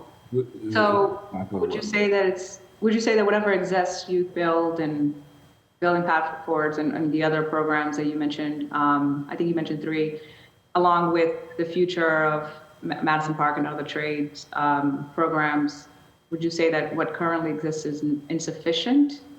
Yeah, or where lies the issue? Well, I think in the Boston resident category, I like to tell people, and it's a moving target, right? Chris Brown lives in his mom's basement for 5 years in Roxbury. I get a good paying job in the unions. I get married 5-10 years later, and I can't afford to live in Boston, or I want a backyard, so I move out of Boston. I mean, that's a success story, right? But I mean, it's not a success story in terms of the numbers that we're presenting. So I'm assuming some of that is happening, not only in the construction industry, but just in other industries as well. Okay. Well, thank you so much, Mr. Brown. Is there any types of cooperative efforts with BPS in terms of getting students interested in trades from the city? So our Jobs Bank coordinator leads a monthly roundtable of community organizations, and we are planning an event with BPS for the spring of 2023. We're trying to time it so that it happens at a favorable moment with respect to the opening of apprenticeship programs. And what we're planning on doing is working with BPS to essentially share the building trades as an alternate pathway through actual sort of workshops with students between now and the spring, leading up to that event, where the goal will be to put students who are interested in the building trades in front of union representatives so that they can explore apprenticeship programs. So for the next 4 or 5 months, we are going to be focusing a lot of our outreach and engagement efforts specifically on students in BPS schools. Final question, Madam Chair. Thank you so much, Andre. I guess myself and the community and BRJP, or at least the Oversight Committee, sort of did a short audit of the data that you provided. I think this would have been the beginning of the year, maybe for the previous year then. And some of the issues, it would seem that the same workers, or the complaints that we were getting from the community, especially Roxbury, is that the same workers of people of color would be recycled from job to job to job. And the issue, they were saying that whether there were enough people, but that it wasn't actually reaching the percentage of people of color as it's documented, but rather that the same people were being recycled. So they would be taken off a job and then re-employed in different contracts. And then the other thing is, like, do you have a way to audit? Because I know that one of the responsibilities is to actually show up to a job site and pick and get this data from job sites. Do you have a way to audit to so that people are not just being like recycled in jobs, and that there's like an open window for other people? Also, there is a group of community members who are also complaining that they were showing up to job sites, that there are people available, but maybe lacked a licensing or training, or maybe perhaps just understanding how to acquire the job. And that's just feedback. But the question here, I think, is just about the auditing piece. And did you find that that was happening with job sites? So I can take this, or try to take this question, and then Chris, if there's anything that I missed, feel free to fill it in. The way that our data collection works is that we do track hours by individual worker. So yes, theoretically, there would be a way for us to track the work of workers across many projects, although we don't currently have a system for screening whether or not, nor does the ordinance really have a sort of policy approach to screening for or limiting the ability of a contractor to employ the same individual across multiple projects. That's certainly something that we can look into. I think we do hear, certainly from the community, that there is sort of a practice of moving laborers around, the same laborers around, to sort of meet or try and meet requirements across a number of projects that a contractor is currently working. We could certainly dig into our data to see if we could find any sort of observable trends like that. But we don't currently, per the ordinance, sort of monitor that specifically, or have a sort of limit or some sort of hard, bright line that would prevent a contractor from, to use the word you use, which we hear a lot from the community, sort of recycle workers over projects. Although, I think we certainly hear this. We just don't have, like I said, we don't really have a built-in mechanism for monitoring it, although we could certainly look into our data to see if we can spot any trends. Thank you, Mr. Lehman. Thank you, Madam Chair. Thank you, Councilor Anderson. I think Councilor Anderson really raised some really strong points in terms of the data collection and management and the transparency behind that data. And I think that, again, this is just another opportunity for us in this hearing to really identify what are the key takeaways as you all prepare for round 2 in April, or around 5,653. So that when you come back in April, a lot of the questions that you heard from our colleagues here, to come back with some of those numbers, right? And I really do think that the question that Councilor Anderson asked in regards to unpacking the data in terms of race is really important. I know that sometimes we can say we have, 50% people of color, but when you really unpack that data, when you look at Black, when you look at Latinx, when you look at, or you also include women, it really, the data is not as clean as it needs to be for us to really be able to understand just the impact or lack thereof, right? So it'd be really important for us to do that. I'm going to ask my colleagues if they have another round of questions. Just show your hand. I do have some questions myself, but I just wanted to put the list of folks who are going to ask additional questions. So I see Councilor Louis Jean has questions. Councilor Latta, I'm not sure if you have a second round of questions, but I just want to gauge who will be up next. So I'll start with some of my second round questions and then move on to Councilor Louis Jean, and then Councilor Anderson or Laura.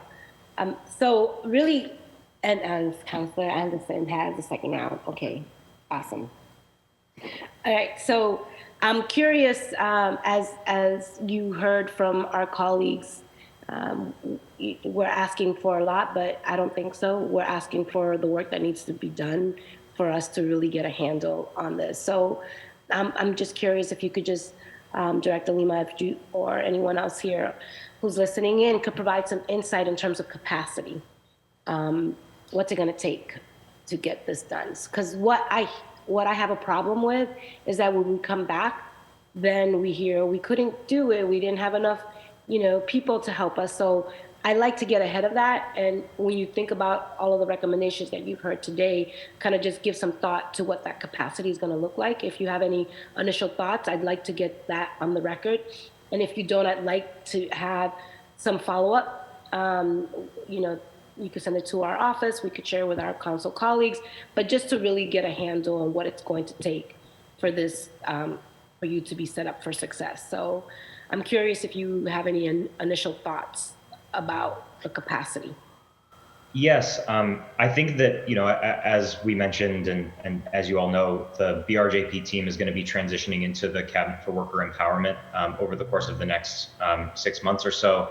And I think that, and Jody can speak more to this, but, my understanding is, and in the conversations we've had, we've really talked about how the rest of this cabinet can serve as sort of more support in a lot of areas right now that BRJP might not have support to sort of effectuate the spirit of the ordinance and to make sure that the contractors and subcontractors who are doing work in Boston, many of them doing work for the city of Boston, are compliant not just with BRJP, but with a variety of other regulations and standards that are really meant to keep workers safe. So I think that from a capacity perspective, I think that that effort, that creation of this new cabinet is really meant in many ways to supplement and increase the capacity of BRJP. I can let Jody speak to more of that, but I think that we're in the process right now of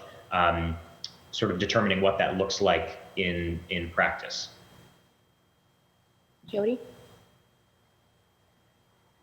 Oh, you're on mute, just so you know, Jody.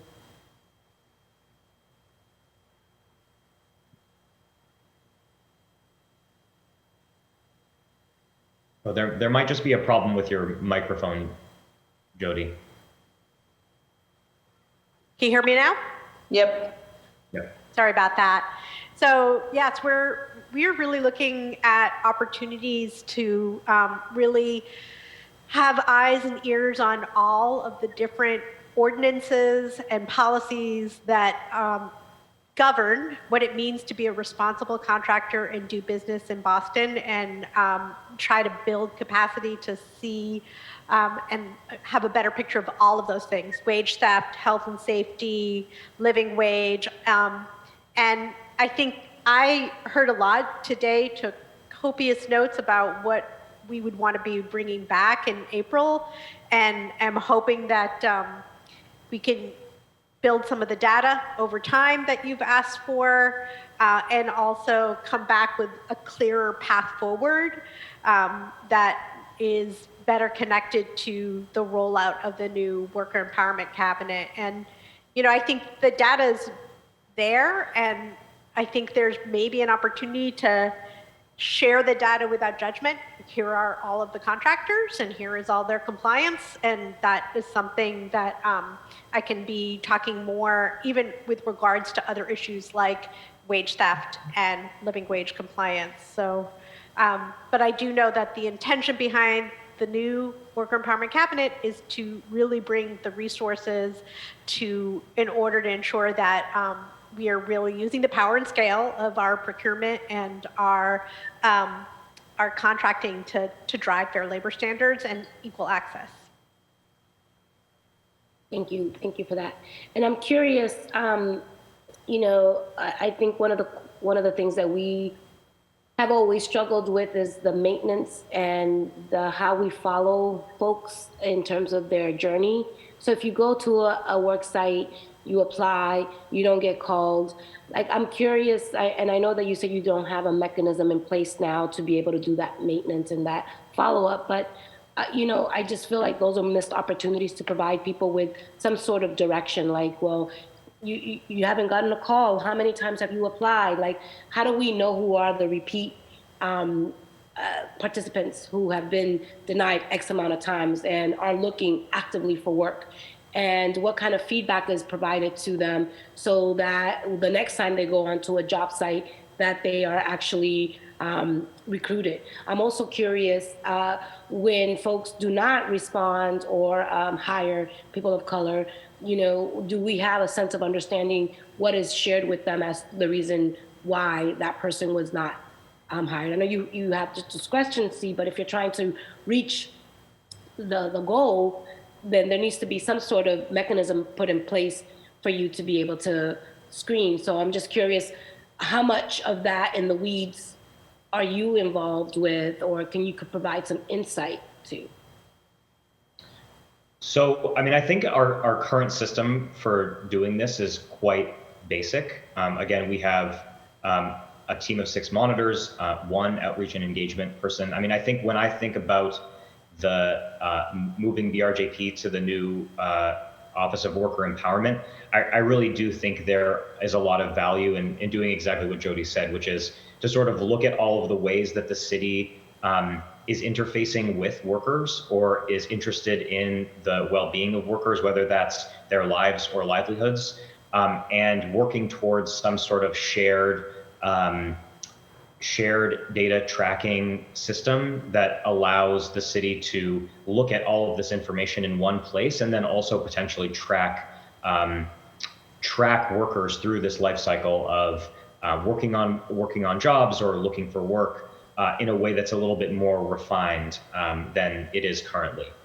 We have a system, and we've focused a lot of our investments in technology on updating the system that we use to collect the payroll data. That's sort of the requirement of the BRJP ordinance. But I think that over time, developing a more refined and approach to the sort of outreach and engagement, because of course it does have an impact on the hours that are worked on BRJP projects ultimately, would really be an advantage to BRJP and probably to the entire Office of Worker Empowerment, because it's not just the job ultimately that matters. It's that the job is safe and that the job pays a living wage. So I think as we continue to talk about, and to the extent that I'm involved in this transition, I will certainly be thinking about ways to uniformly track workers in all the ways that the city encounters them, whether that's through BRJP or otherwise. So to that point, we don't have any data currently to how many people have applied to work on construction sites and were not offered employment? So we have data and information about workers who have been referred to the jobs bank and have then been referred to open positions on construction sites. But from the actual contractors and subcontractors, we don't receive any data as to how many applications they've gotten for jobs. We don't receive that information. Really, the information that we receive from contractors is the payroll data. That's sort of the primary way that we collect data from contractors. And Director Lima, is there an opportunity for us to add that as one of the questions and information that we want? I think as we look at, excuse me, sorry. It's an easy ask. I don't think it's, we'd like to know how many people applied for a particular job site, how many were of color, how many did they take on, and how many they failed to employ, and why. So we can Chris and I can work on integrating that as sort of a standard question at the pre-construction meetings that we have with contractors when work starts. I think that would probably be the most effective way of doing that. Yeah, I think it's going to be really important, and I would love to see some of that happen before our next hearing in April, because going back again to baseline, I would love to be able to have a better handle of the infrastructure and the way, businesses are operating here, because that's the only way we're going to figure out how we can tweak it so that we can set them up for success. Because if they're not doing that, then we need to have some level of data collection and understanding of how and how they're doing their work. So that would be great. And I think you were going to look for some data about turnout.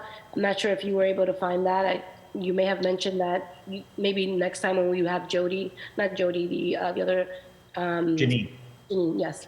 I will follow up with that information. I was able to look at the number of businesses, which I think was your original question at the top of the hearing. The best way for me to get that information immediately was to look at our certified business directory. So we have about 300 or so MBEs and 300 or so WBEs in the construction in that sort of describe themselves, whether they're through category codes or self-described in their application for certification as doing work either in construction design, architecture. But those businesses are across all of the geographic area that we serve. So we have many businesses that are not located in Boston, but are MBEs and WBEs. So a smaller subset of those will be ones that are actually based in Boston. We don't have a requirement for BRJP that the general or subcontractors for BRJP monitored projects be Boston-based subcontractors. So I think that those numbers are still relevant.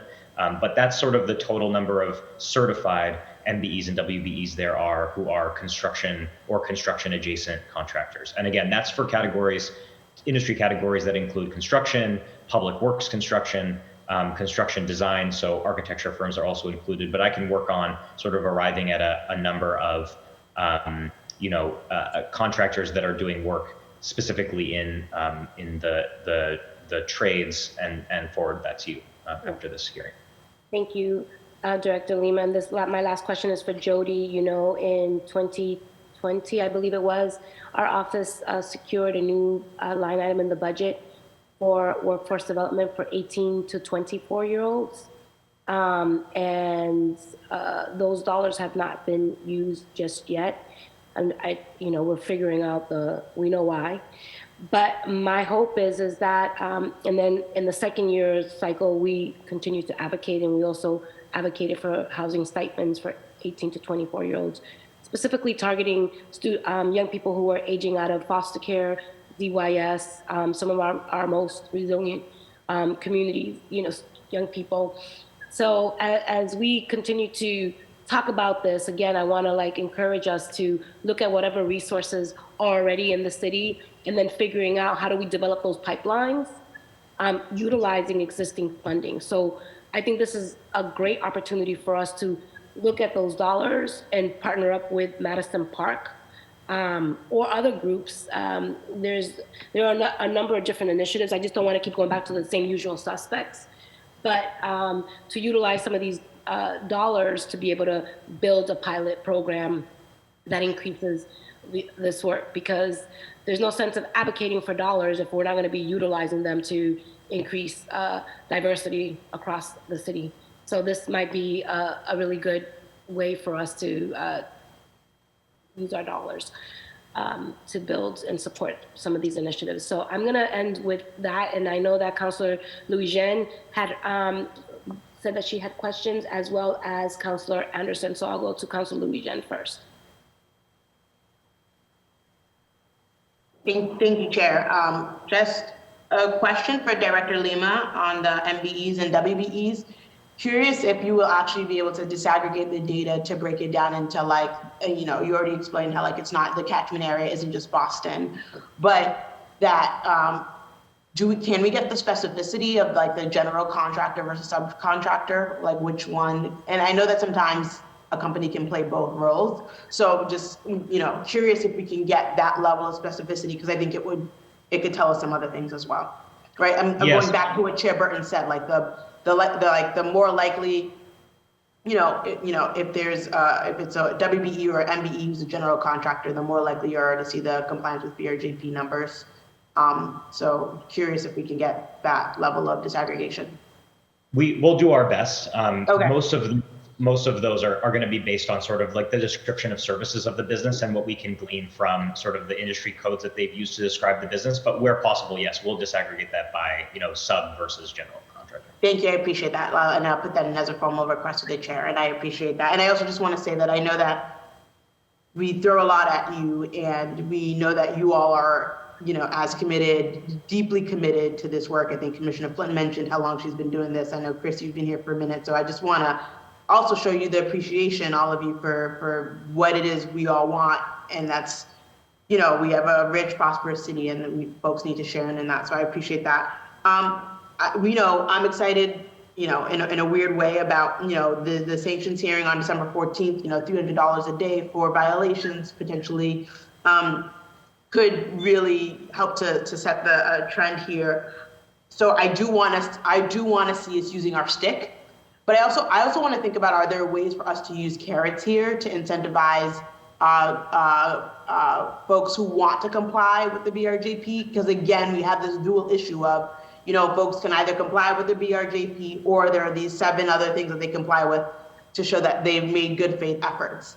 And so I was thinking if we've given any thoughts about potential incentives for compliance with the BRJP goals, whether it's like a density bonus or some sort of, something, or in addition to make it more appealing to have contractors and developers really striving to meet these BRJP goals through the use of carrots, and if anyone's given it any thought. Honestly, the major carrot that we've considered so far is the carrot of the actual contract with the city of Boston through the integration of the evaluation criteria in the RFP for the construction project. I think the thinking there is that it's sort of, I guess, both a carrot and a stick. We're sort of rewarding good behavior as much as we're trying to disincentivize bad behavior. So I think that's primarily what we've thought about. But and are you just, to be clear, Director Lima, is that through sort of like when I asked earlier about potentially having it be a factor or requirement in the RFP process, or are you thinking about something different? No, that's exactly what I'm referring to. Yeah. Okay. I'd be curious if folks, like, if there are any other ideas or thoughts about carrots that we can use to try to get compliance, but just wanted to throw that out there. It's been a long evening for folks. I think those are the majority of the questions that I had, so I'm going to yield my time unless there's someone, I don't know if I see Chair Burton has her hand up. And I know Commissioner Flynn had her hand up earlier, so I'm not sure if she also wanted to chime in on some of the things that you said, but Chair Burton will go to you, and then Commissioner Flynn, if you're still listening in, will then go to you. Thank you for that, Madam Chair, and of course, Council Lujan. I think that's one of the incentives that we could have, or additional care that what we currently have, is prioritizing review of projects. This actually is a kind of be an interagency approach to what happens through the development process in our development cycle. That if in fact you're a developer that has had a history of meeting or coming very close to the BRJP goals, you could in fact have a way that you could skip your next project, you would skip up to the front of the line or closest front of the line for the next review of project. I think it's hard to change the density issue in the middle of the project, although a good idea or strategy, but there could be an incentive for the next project. You almost get a pay it forward type approach to that. Most importantly, it could be an additional tax base. I think that sometimes if a project is achieving the goals, is there an additional way that the project can have a reduction of a tax for contractors and or subcontractors that are participating and exceeding these projects. I think that could be another carrot that is provided. I do know that contractors are concerned. The general contractor community is concerned about winding up on a bad actors list. And they are some of them are more concerned than others, but they are concerned about their image and their brand, about being associated with not achieving the goals or not being close and being called for sanctions. So I think that public embarrassment in some ways will certainly stabilize the way that we're looking or talking to some of our general contracting partners. I think lastly, though, is this real issue with our organized labor community and their partners. They have to be our partner in this. I know we were talking earlier about how, looking at someone, if they went to a job site and they were turned away for an application, that flow diagram or that flow chart goes differently depending if it's a open shop project or an organized labor project. And so thinking about how we're tracking that data, it could be this way that the resource center that I mentioned earlier could be that traffic cop that helps to guide and direct people through a system. And right now we're leaving our citizens up to their own devices to figure out where they need to go next if for some reason they didn't get a good feedback or good information or data from one person or another. So a city-based resource center that we mentioned that could provide some training would also be really helpful. Thanks, Chair. Is that it, Councilor Louis-Jean? I think that's it. I mean, Commissioner Flint, I saw that you're back, so I don't know if Commissioner Flint had something she wanted to add. No, I just want to say I totally agree with our chair and Christopher that there needs to be some type of resources center that our people can go to, because if they have been denied, they would have someone to talk to, and there may be something that they just need to adjust. They may need to get some training, or they may need to, take a course somewhere. And so coming to the resource center, knowing, and them knowing that, it will help prepare them. And I just want to say, and I can't remember, but when I know there's MBEs and WBEs on the reports, correct? So there should be some type of way that you would be able to see how many MBEs and how many WBEs are actually on these jobs. I think we had asked for it before. But so the BRJP office doesn't track MBE, WBE status of general or subcontractors in any sort of structured way. We could certainly think about integrating that into the data collection system and have contractors that are already in the system opt into that question if we sent it to them, and we would essentially just add that attribute to their user profile in the system for submitting data. So we can certainly go back to that, but currently we don't track that information. Okay, I think that is something that we need to know, because as well as the workers, we know that we have a lot, we do have a lot of Black and brown people of color that do work, that have their own businesses, but may not have access to what you're doing. In fact, I had a contractor of mine say that he knew people that had licenses and were bonded, but could not get any jobs.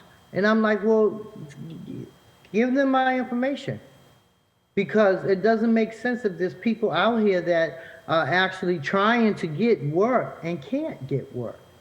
So, there really needs to be a way that we can, look at the way that we're actually reaching out. Thank you. Thank you, Commissioner Flint. I think this hearing has been, really insightful in terms of how we set ourselves up for success in April. And I think that everyone has brought really great ideas and things that we'd like to see more of. So Director Lima and Jody, I think as we continue to move forward, I think it would be really important, especially the piece. I am always going to ask about the how we're tracking people who are getting denied these jobs and how we're setting those folks up for success. And I think that it's important for us to also think about, as we move through this, is that when we are setting up contractors and building projects, that I think that repeat offender, if you haven't been a good partner in the city of Boston, then you will not do business here in the city of Boston. I'm going to keep saying that until everybody hears it, because I think that's going to be the best way for us to hold folks accountable. When you start hitting them in their pockets, they're going to start feeling it. And I think that they're going to change behavior. And I think that we as the city can do just that. And I'm going to encourage us to do more of that. Okay, Councilor Anderson, you now have the floor. Thank you so much, Madam Chair. Some of my points, I think, Commissioner Flint alluded to. I guess just understanding your outreach or hiring protocol or outreach to hiring. I want to understand exactly like how much money have you allocated toward that or spent so far in outreach? Our outreach is essentially an FTE. Her name is Janine McLaren. She's our jobs bank coordinator. Her role is essentially a matchmaking role. So, the majority of the BRJP budget is personnel budget. It's a small team, so that is the budget that we've used and are using. It's in the form of a full-time staff member. Her name is Janine McLaren. Is she here with us today? She's not here with us today, but we plan on having Janine join us for the next and all subsequent BRJP reviews. Can you speak to the efforts that she has put forth in the last 6 months? Yes, so we earlier we covered some of the events that Janine has worked to plan and execute with some of our community partners. They are, hold on, let me just pull this up quickly. So on April 7th, we had a construction opportunity fair with Dimeo Construction for Alston Yards. Subsequently, another job bank job fair on May 26th with Wayne Griffin Electric. We worked with Mass Hire to put on an event on the 22nd of June focused on pathways into the construction and building trades. On September 7th, we had another event at Mission Main in Jamaica Plain. And we are planning on doing another Mass Hire event in January or February. And as I mentioned, we're planning our Boston Public Schools event for spring of 2023. So what Janine does is she works both in that on the ground capacity, connecting individual referrals to open positions on job sites, but she also convenes a roundtable of community partners every month that help in the programming of these events. And Boston Public Schools has been attending those roundtables with the focus on that event in the spring. Janine is going to be focused on working with BPS to actually meet with groups of students between now and the spring so that we can sort of drive turnout to the event and help folks better understand sort of what this alternate career pathway looks like so that they can take full advantage of the opportunities that are at the event in the spring. Do you have a budget for contracts, for example? Are you able to support smaller training programs or apprenticeship programs or even trade companies that are looking to create jobs or to expand capacity? We do not have funds in our budget which would allow for that. Again, our department is actually two teams. It's the BRJP office and the Supplier Diversity Program. The bulk of our contracted services dollars are for our Contracting Opportunity Fund, which is a grant program for MBEs and WBEs and certified businesses.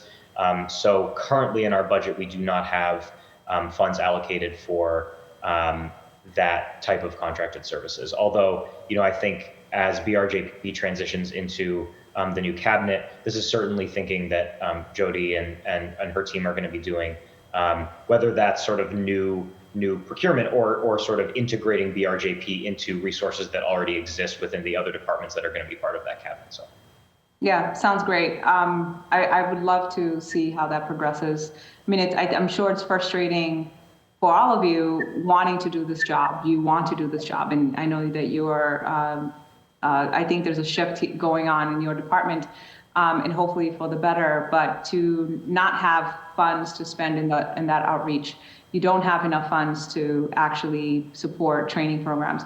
You're not actually doing outreach on a higher level, on a macro level even, to be able to reach people on the ground. We're not doing trainings. We're not properly collaborating with schools or trade schools or programs And we're not requiring unions to actually reserve these apprenticeship slots, right? So we're not actually connecting, and it goes back to the chair's point that she always makes about working in silos and so much resources, but resource rich and coordination poor. That's right, Ms. Chair. And so just, to wrap this up, I think that, to Councilor Lujan's point, we thank you for your efforts, and obviously want to have the conversation, the transparent conversation in partnership with the administration about what your budget should look like and what coordinations should look like so that we can actually build capacity, but also expand this to a level that we don't always come back to this. You're frustrated, we're frustrated, and we're asking again for the same thing. And for too long, and I know that you agree with this, Andre, we've just not done a good job as a city. So now that we're here, everyone wants to be on the same page. Everyone wants to make progress with this. I hope you can agree, Andre, right? Or else why would you do this job? So, and then, looking at that data specifically, how many people of color, but I want to understand exactly, like Black people, specifically, how many of Black people are getting these jobs and how many Latinos are getting these jobs. Like, I want to understand who's getting these jobs, and I want to understand where they're coming from. So to the chair's point, or through the chair, if we can, review that again. And I just wanted to second Commissioner Flynn's point that, the commissioners and people on the commission should get some sort of reimbursement. We should respect and be more competitive in how we treat our employees or commissions or commissioners in the city of Boston, and certainly, hopefully looking forward to that conversation about if that's a possibility as well. Thank you so much, Madam Chair, and Andre and Chris and everyone else, Madam Chair, looking forward for more conversation. Thank you, Councilor Anderson. I know that Commissioner Flint has her hand up, so you now have the floor. One thing. Okay. I just wanted to say one thing, but actually Councilor Anderson actually talked about it. Not having a budget for that jobs bank. Janine, I don't think she can do it by herself. She needs to help. She needs to have resources. And so I just wanted to piggyback on what you said, Councilor Anderson. I appreciate it. Thank you, Commissioner Flint. And I want to reiterate to Councilor Anderson's point in terms of stipends for our commissioners. Oftentimes, those who are living the realities and doing the work are always asked to show up, and they're never compensated for that time. And I think in the spirit of what we're trying to achieve here, I think it's important for us as we continue to look at ways that we're going to amend this ordinance to meet this particular moment. I think that that's one of the additions that we should definitely consider adding as part of the conversation, just in the sense of keeping it competitive. I'm only going to close with one. This is a question that I just want to get on the record.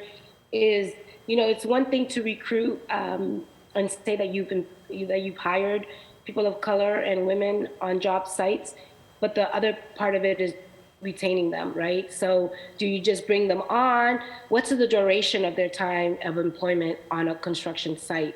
Is something that I'm also curious about. If that data does not exist, I think it's data worth having, because there's many ways for you to say the first month or maybe even the first 2 months that you've recruited and you've met your Boston Jobs residency numbers by bringing folks into these jobs, but do they stay on through the duration of the project? I'm curious about whether or not that data exists, and if it doesn't, that is data that definitely is going to inform who are the bad actors and who are the ones who are really invested in workforce development for people of color. So I just want to add that if that information, does it exist already? No. No. So again, our sort of insight ends with the job itself, right? So I think we don't have insight into, and I think one of the things that the new cabinet may be exploring is sort of digging a little bit deeper into, okay, so once someone's hired, then what next? Because again, just being hired is not the outcome we want. We want these jobs to be careers. And so I think that the cabinet, the Office of Worker Empowerment is going to be working on sort of that more holistic approach to worker empowerment, right? So from job acquisition all the way through retention and promotion. So I see, Jody, you have your hand up. I'll just add, another piece, another reason this cabinet is to look at healthy and safe workplaces. Construction can be dangerous work, and a lot of times it's those injuries that can take folks out. So looking also to ensure, keeping our eyes on what contractors are coming to the table with and without OSHA violations, and making sure that they're actually good actors in that regard too. And just I wanted to add one piece, which is that the other thing that I think the cabinet is really interested in is something that Councilor Fernandez mentioned, and that is leveling the playing field, or maybe it was Commissioner Flint, I apologize, of leveling the playing field for access for those that are following and are meeting guidelines to have the same access to those city contracts as those who are who may not be meeting those guidelines. So it's about getting people into the jobs. It's about making sure people are staying in the jobs, but also leveling the playing field for those contractors, subcontractors that are following all the guidelines and doing what they're supposed to be a responsible contractor. Thank you, Jody. And I'm going to ask my colleagues if they have any closing remarks. If you do, raise your hand. If you don't, it's all good. I think we had a really great hearing. Just want to say thanks to everyone. I know that it was longer than I expected it, but again, I know that folks here are committed, and we are going to do this, and we're going to do it together. So just wanted to say thank you again for everyone for being here. And for your years of commitment to this issue. So. Yeah. I just want to say thank you also for you all coming and hearing and taking this serious, because it is serious. And I thank you. Thank you. Thank you all. I really do appreciate it. Yes, I'm sorry that it went a little bit longer, but this is what the work looks like, right?